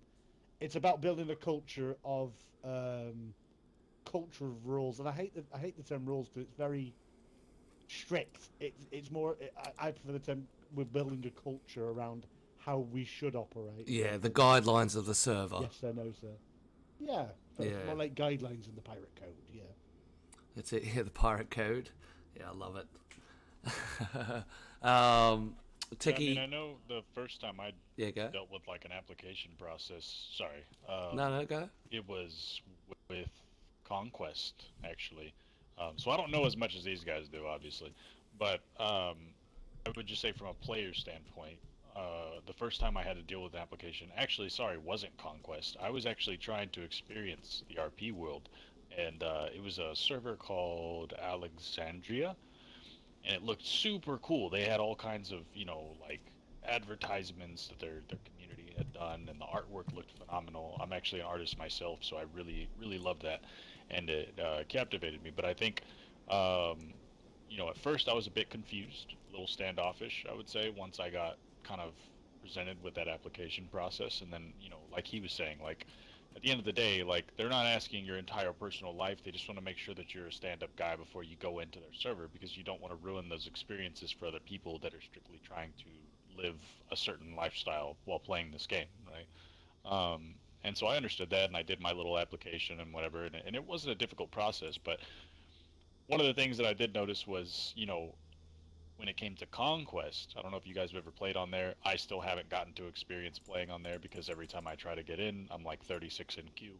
But, the guys that I know that have actually gotten to play on there, they have a blast. Sure, they have to stay with some strict rules, but I also know like a lot of people that don't play the server because the application process, required an email and then like a verification and whatnot, and this, that, and the other. And what's funny enough is, like he was saying earlier, I'm actually happy that that application process is there, because those people that I know that can't get into the server, they, I would say after a judgment of character, they probably shouldn't be there anyways, and I'm kind of thankful for that on some servers when you're being specific about the play style. So That's just from a player standpoint. that's not a bad point Oh, of absolutely. If you have to the read filter 17 again. pages of rules, no one's going to buy into it at all. If you have to read 17 pages of rules, no one's going to buy into it. If you have to answer 700 questions, no, I don't mind saying 7 a lot, but no one's going to buy into it. It needs to be quick, efficient, and to the point. And that's how you capture an audience. Like Rick's The Walking Dead, right? How many walkers have he killed and why? It's very, very easy, Yeah. just say, No, I definitely agree with that. It's one of the, I think, the big stipulations when it comes to any server, the processing of being able to get on as quick as possible, as fast as possible, get involved in the server, rather than doing, as you say, all the bureaucracy BS that goes on with it. But yeah, it's definitely a good insight of how you should have your applications nice and short and to the point. Yeah, because that's always the first question everybody has when they join too. Is like, how long does it usually take to get into the server? And if you have a 2 applications that are 25 questions or 50 questions long each, it's just like, well, you got to answer all these questions. You just got to take your high school SAT exam, and then you can join. Yeah, there's. What's your social security number? Then you're allowed in. I've been on quite a few servers over the last 2 years, and there have been some applications where I've had to make a ticket to the actual owners, because either the bot application stuffed up, I gave the wrong answers, or it didn't accept the answers that I put down, and rather than going and just being able to find an easy help, I had to pull back out, get the ticket up, contact an admin. 9 times out of 10, because they're in my server, I contact the owner directly, say this is going on, and they put it through manually. But there is a lot of applications that I've run into that are just over the top, and you can see why people want to do it. And I think a lot of applications are based on not apply to be a part of the server. It's, here's all the information about the server, you are agreeing to all those. So if there becomes a problem, I can bring up this document to say, here's where you agreed, don't argue. So Yeah, no, that's one of the biggest things, I think, especially with rule breaks as well, because they inevitably happen, and especially from an RP perspective, people go out of character all the time. But we make sure that everyone's aware of that. You need to try and stay in character as much as you can. Of course, you're going to slip out from time to time. It happens. If it's just you and one other person who you know quite well, you're not going to constantly be walking around. If you're trying to do an accent, doing that to them all the time, you'll dip out, and we get that. But it's about the fact of, as long as we can say to people, read the rules, do you understand them? Give us a brief summary of 1 or 2 of them. And then the moment if that rule gets broken, we can turn around and say to them, well, you've agreed that you've done this, so we will submit a punishment towards it. It just kind of covers everyone's bases. Rules are there to protect the integrity of a server. They're not there to catch people out. 100%, and to keep the guideline of the server going too. Yeah. Yeah, Oh, I think and it's like especially Techie for- said too. Oh, go ahead. You're good. Techie, You're fine. good. You're good. You're good. Oh, it's like he said earlier.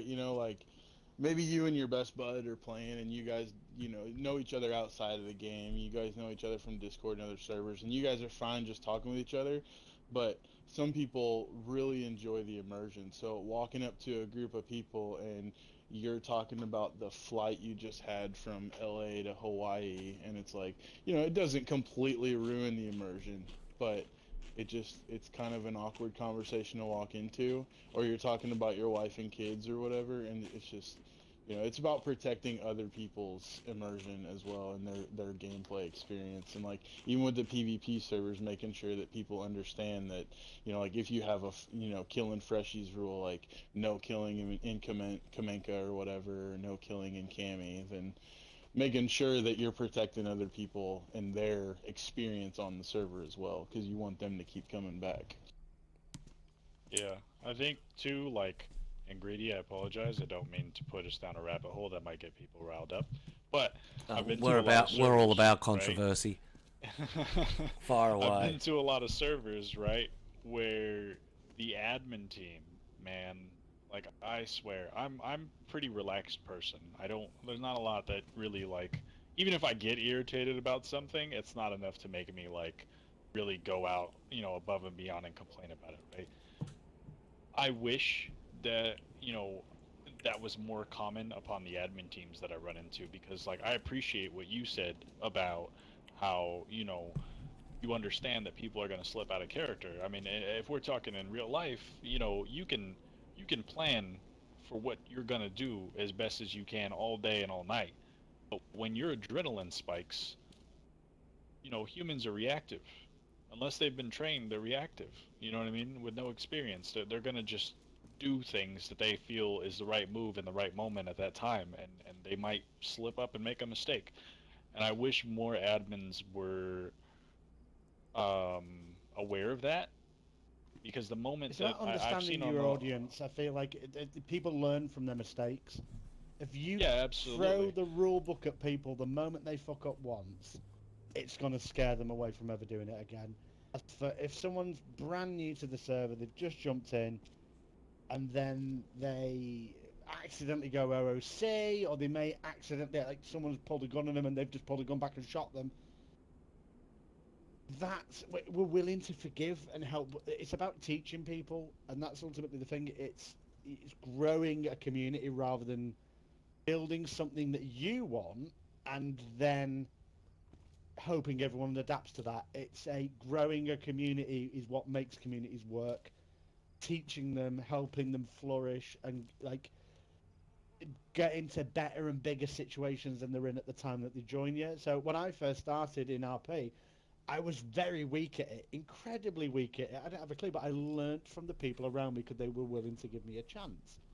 As I agree with you here, Techie, like there's some servers you go into and it's like I wrote these rules, these are my rules, if you don't like them you can fuck off. That's going to scare people away. You'll maybe right. maintain a solid player base of 4 or 5 people who can tolerate that or help do that. But unless you're willing to adapt, no one's going to buy into it at all. And you need to help teach people. That's the biggest thing. No, absolutely, I agree, and that's where like, you know, I had this conversation with a couple of buddies of mine, right? Because I have a friend right now that's starting his own server, right? And I agree that he's doing it the correct way. He has not invited anybody to his server. He's choosing to take, I think, now a few months of getting everything correct before he even opens it up, right? Rather than just opening it up and fixing the kinks along the way. One of the things I told him was, I said, hey, if you're going to, you know, because you're going to need a team, an admin team. It's inevitable, right? There's going to be things that you're not going to be able to tend to throughout the day if you have a real life, right? Which he does. And, you know, I explained to him, like, one of the things for me as a player is, you know, if you tell me, hey, you're an admin now, that doesn't mean that I should immediately, as soon as I see that admin role, you're now all below me. I mean, that doesn't mean that whatever I say goes. If You know I what I mean? could It hug means... you in real life, I would do, because that is so true. So true. it means that after a general conversation between the community and something we've all agreed upon, now I have the capability to help make that come to fruition once we've discussed it and everybody's on board. That's what the admins are for, to help keep the Admins community should driving. have pride and in what they're doing rather than it being just a 100%. title or a position. And it's More of sorry, go on. I was just gonna say more of a I'm here to help as opposed to I am law. Yeah, because Right, no one gets right. paid for it. No, admins don't get paid for the job they do. And if is any of the admins from the Lost Roads listening now, just want to say thank you, because you don't get paid for it, and we are relatively demanding behind the scenes because we want to try and create a great experience. But they are people who have pride in what we do and pride in the server, and it's ultimately from that what grows a great server. And we try to home grow admins from the community rather than like, Techie, you seem like you're quite switched on. Do you want to just jump in as an admin on our server for it? We don't want that. We want people who know and grow from within rather than it just being we don't want it to be a government. Far from it. Yeah. We want it to be a group of people who are trying to maintain their hobby and keep it alive. Because as you said earlier on, the community has been dying a little bit recently because of the fuck-ups that have been happening. But it's a few people who band together and really push it and drive it is what keeps it great. And I feel like that is a very underestimated thing within a lot of servers. And it can be PvP, deathmatch, whatever. It's the community and the people who are there willing to help who grow it and make the difference. Right. Yeah, I'd have to definitely agree with that. That if when picking admins, your friends are not always the best choice, even though they can be trusted and blah blah blah, they can take advantage of it. But what you're looking for in an admin team is people who want to drive and keep the dream of the server alive and push it in that direction. I think that's some of the keys to having a good admin team rolling. All right, we're going to move on to the players and streamers topic. We talk about all the time traders and safe zones. And I know in RP servers they're very unique for the fact is interaction points are perfect for traders and safe zones. What's your thoughts on the problems that could go down with a safe zone or a trader, and especially with the guys in the RP on Lost Roads? How have you guys managed your safe zone / trader?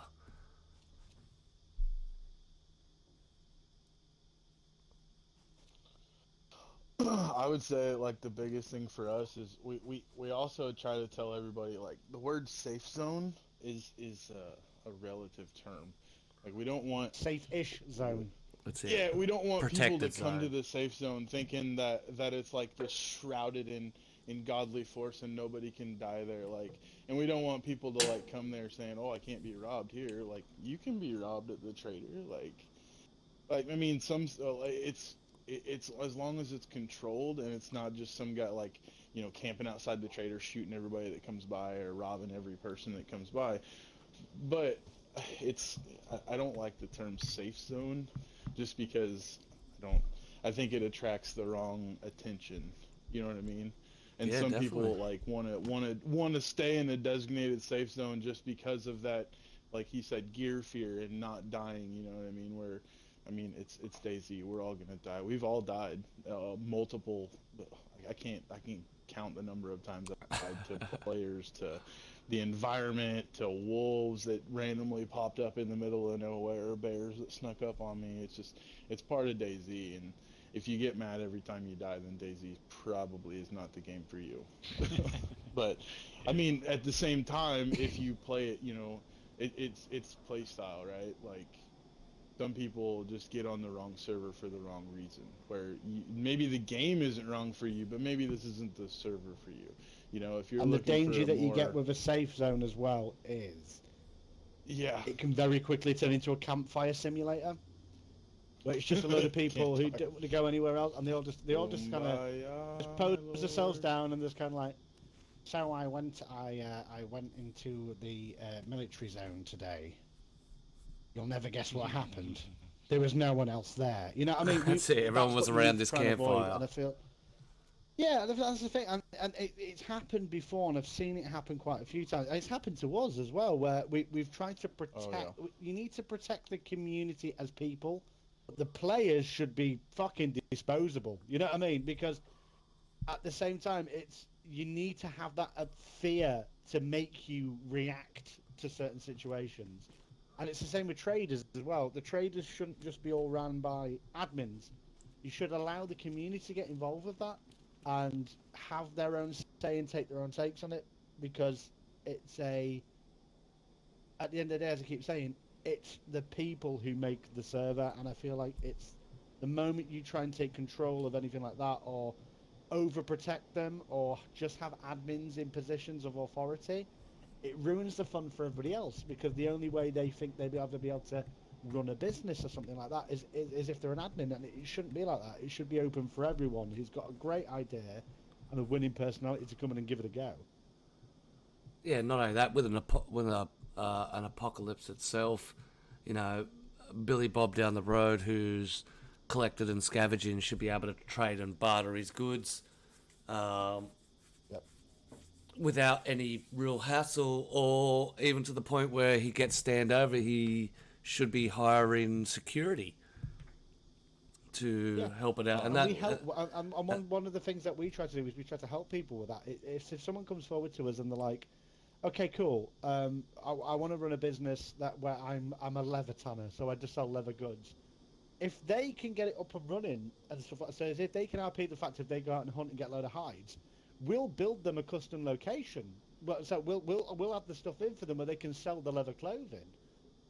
You should reward initiative behavior rather than saying, well, no, you're not an admin, so you can't run your own business. You know what I mean? It should be rewarded. 100%. 100%. I do definitely agree. There's now with you, Techie, being more of the player side and a content creator, what's your thoughts on safe zones / traders? So I deal with safe zones and traders more so on that PvP side, right? I haven't experienced. Funny enough, I haven't experienced trader and safe zone on a hardcore PvE server, which I'd be interested to see. But I think, I agree with what you said, right? The safe zone, I think a lot of servers make the mistake of like, hey, you go here and you kill somebody, you're like immediately banned. Okay, that's cool, but why does the trader have a 600-700 meter radius where I'm bannable when it's outside of the trader, right? That's where it's like what you said, like it's not completely safe, and I don't think people should be immediately banned for that.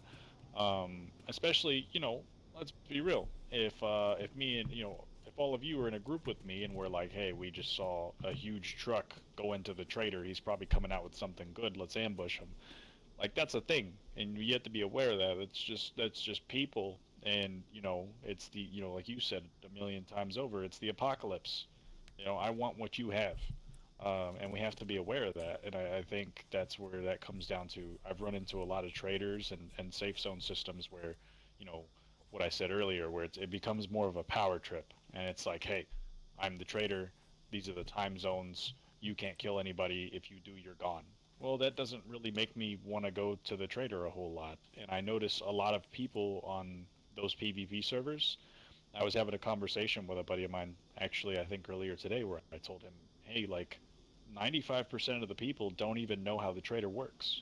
They don't even understand how the Autobot system works, for instance. I think that's what it's called. I'm sorry if I'm bashing that. No, yeah, you're right. But they don't understand how that works because they're afraid to use it. They're afraid of going to the trader and, if he's like trying to shoot me while I come out, well, I'm afraid to go and experience that interaction because if I shoot back at him and for some reason he dies, I'm in the wrong now, right? And it takes away from that little bit of role play and maybe even that interaction portion of the game, even in a PvP server, where it's like, well, now I don't really care to go to the trader. And then what happens? You have this power hungry trader with 9 million things of loot spawned on the wall that look cool, and no one's ever there. You know what I mean? And it makes it a really complicated situation. That is such a good point. The fact of that people who are in positions of authority just don't turn up as well, and I feel like it's whoever runs those areas, they need to be someone who is A, approachable, and B, present. And reliable. And it's the amount of times, yeah, and the amount of times that you can give someone a trader role. And I saw it back when I was on the PS, and it was this server, it was this, I can't remember the name of it fully, but they had a trader, and he was the most ignorant cunt I've ever met in my life, whenever he was online. And it was like, I've been waiting around here all day for you, and you've not been here. And it's meant to be RP, so you're pretending to be in a mood with them. It's like, oh, sorry, but I had real things going on with my life. I don't just spend my day on the game. It's like, no, it's like, fucking just have a bit of decorum, and you don't want power trippy people in, because it ruins everything for everyone, completely. Yeah, And like if somebody came to me and was like, if someone came to me and they were like, hey, Techie, do you want to be a trader, right?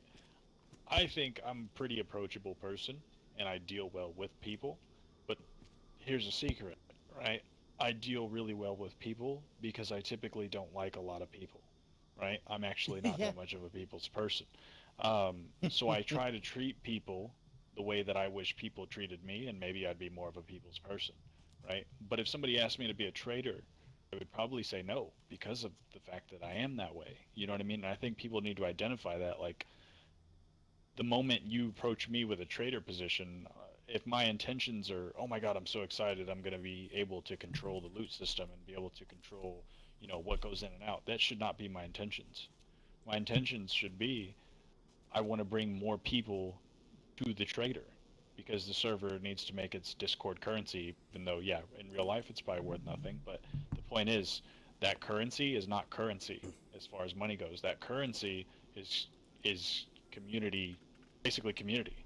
That currency is worth what the community is. Well, yeah, the well, interaction, economy that's what brings is people. An economy based around a trader enhances the game 1,000-fold, I find, especially if there's a well-built economy around that trader. Right, and if you find a trader that can identify that and isn't so immediately enticed by the fact that they have power over the loot, it becomes a different ball game. It's like, you know, like, I would be super excited to go to a guy, you know, like I've ran it, for instance, here's a good example. I've ran into a trader where and it wasn't me, but a guy that I knew was like, hey, I want to buy a couple of things of ammo. And for the next 2 hours, I'm not even joking, by the way, the next 2 hours, that person, you know, I'm trying not to use bad words here, but that person pretty much, like, bashed on that individual because they were like, oh, you could just go to the airfield and you can, you know, get that stuff yourself. You're wasting my time. I have to log on and da-da-da-da. Well, that's the idea of having a trader, though. They're meant to be there to purchase stuff from. Why would they kick off on that? That's fucking ridiculous. If that's the attitude that you have, you know, if you come to me, you know, I don't want to be a trader, but if you come to me and you're like, hey, I need 6 boxes of 5.56, I don't care what your reason is. That's my job. That's right. I'm a trader. Thank you for the sale. Yeah, thank you. Ask no questions, and it'll tell be no like, lies, make some money. Fuck bitches. And you know what? If that guy needed those 6 boxes of ammo to accomplish something big and whatever they deemed big for that week or day, they're probably gonna come back and they're gonna tell their friends about the experience they had, because that's how business works in the real life. Like, it just doesn't make sense when I run into those situations with traders on PvP servers and they're irritated about the things that people are purchasing. Well, it's like, what does it matter? Like, you have 9 million of whatever they're asking for on the wall anyway. Like, that's it. You've got it stocked. It's probably going to cause less lag. Yeah, it's probably going to cause less lag for your gameplay because it's off the wall. Do you know what the most horrible thing is? And sorry to go off on a tangent with it. It's a very brief tangent, but it goes back to real life. I'm from a heavy retail background, so again, it's selling stuff, doing stuff. It's the 110. So it's the 19. 9 out of 10 people who've had a shit experience will tell people they've had a shit experience, but only 1 out of 10 will tell them they've had a good experience. Yeah, 100%. And that comes down to it in game as well. It comes down to it in game as well. If you can be a trader who's got a bit of the gift of the gab, you can have a laugh and a joke. You're going to be present. You're going to be there. People, it might only be like 1 out of 10 people who'll pass it on, but then that gets the word going. But if they have a bad time, it could kill a server. It could absolutely kill a server. Yep. Yeah. I've probably the Because best think about it, interaction. you already have enough. Yeah, go. Sorry, No, you go. You go. But you have enough. Like, let's be honest. Community servers that are boosted, okay? Typically, and I've even gotten this consensus from the people in those servers. Typically, those people are lazy, and they're happy about that. That's fine. You know what I mean? It's why they come to boosted servers. It's easy to grab and go. You know what I mean? So when you start to deny those people that access and those capabilities, like, they're not gonna go out and run around the airfield to go find those 6 boxes of 5.56 because they had the opportunity to come to one person and just buy it real quick and grab it for whatever they needed. And while that sounds funny, and we can sit here, and I had this conversation actually the other day with the entire server that I was playing on. Well, we can sit here and say, hey, like, you're being ridiculous and whatever, we can sit here and bash that person. That's not being productive.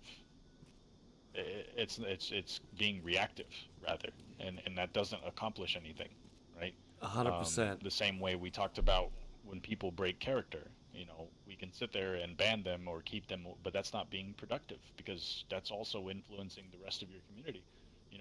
We're being reactive at that point, and productive is what we're aiming for, and I think a lot of people immediately forget that. Yeah, well, probably the best interaction I've had with a trader, and I sat and watched it, was a brand new player came up, and I quote the server, it was in Deadlands. It was one of my first ever spotlights, and there was a little queue for the trader, and this one guy had no idea, A, how to use the Discord, B, how to use the system, or C, had never traded ever in his life. There was 2 guys behind the desk, and it was a busy trader. One of them pulled the guy aside, helped him with Discord, helped him get his stuff. The money in the actual exchange wasn't the most important thing. What was important, that this guy got good service and he got a good experience. And I believe the guy still actually plays on the server to this day. I mean, this is nearly 16 months ago.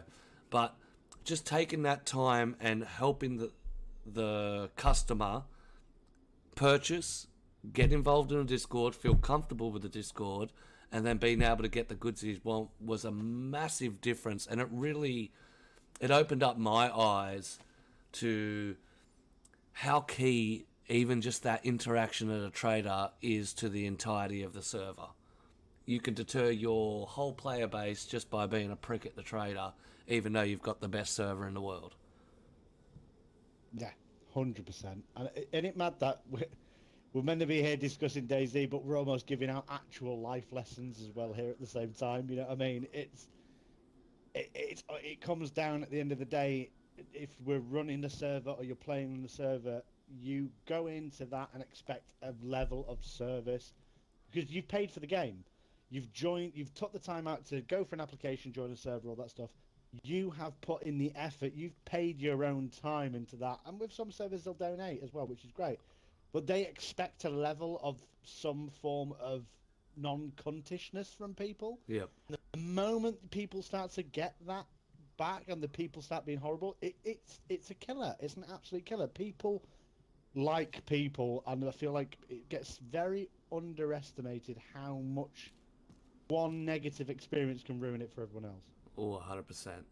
100%. It's like every server, it's a business. And if you treat your customers well and, I suppose, give them the respect that you want to be given, I think that's a key part to server ownership. All right, does anyone have anything else to add in? You can fire away if you want, Techie. You can, no need to hands up, just fire away.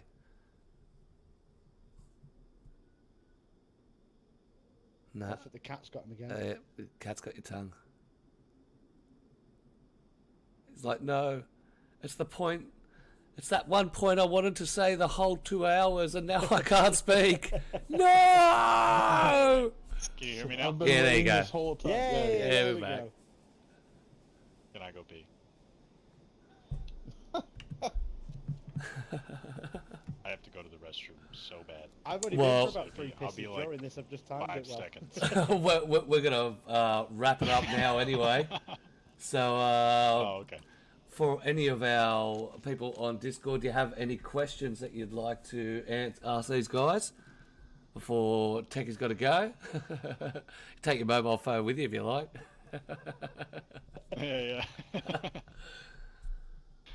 Everything in his eyes now is looking slightly orangey because That's- he's seeing things in sepia. That's starting to fill up to the brim.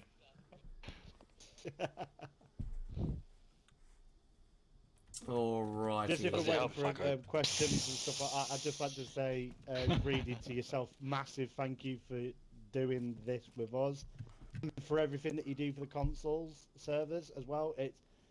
You are literally one of the most underrated people within our community, and you don't get the love that you deserve, because the way you can push things forward and the voice that you've got, I feel like you deserve a lot more love than you get.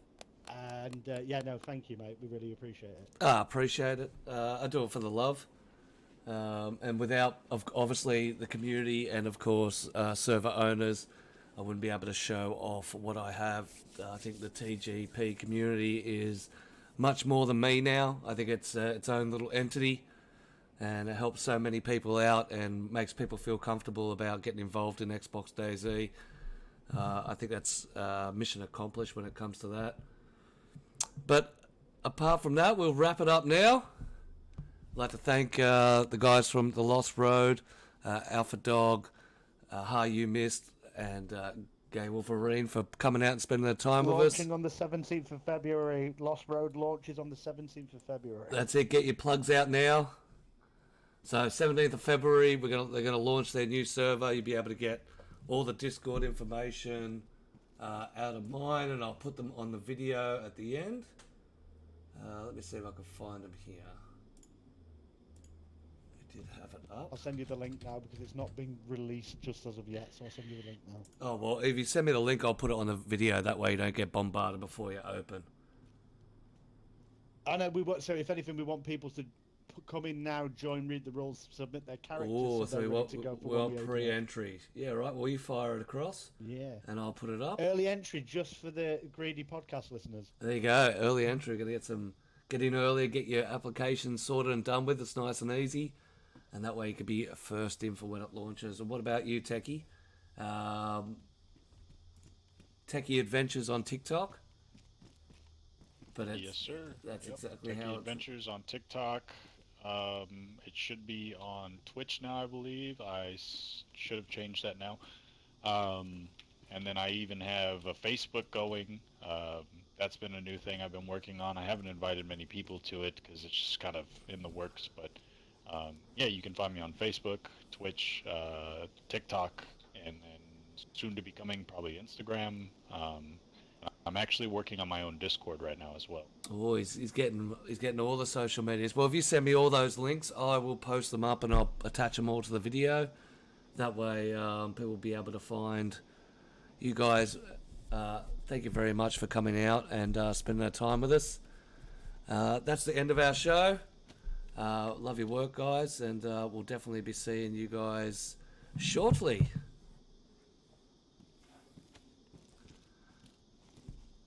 All right, ladies and gentlemen, that is our podcast done and dusted. Absolutely wicked podcast, as per usual.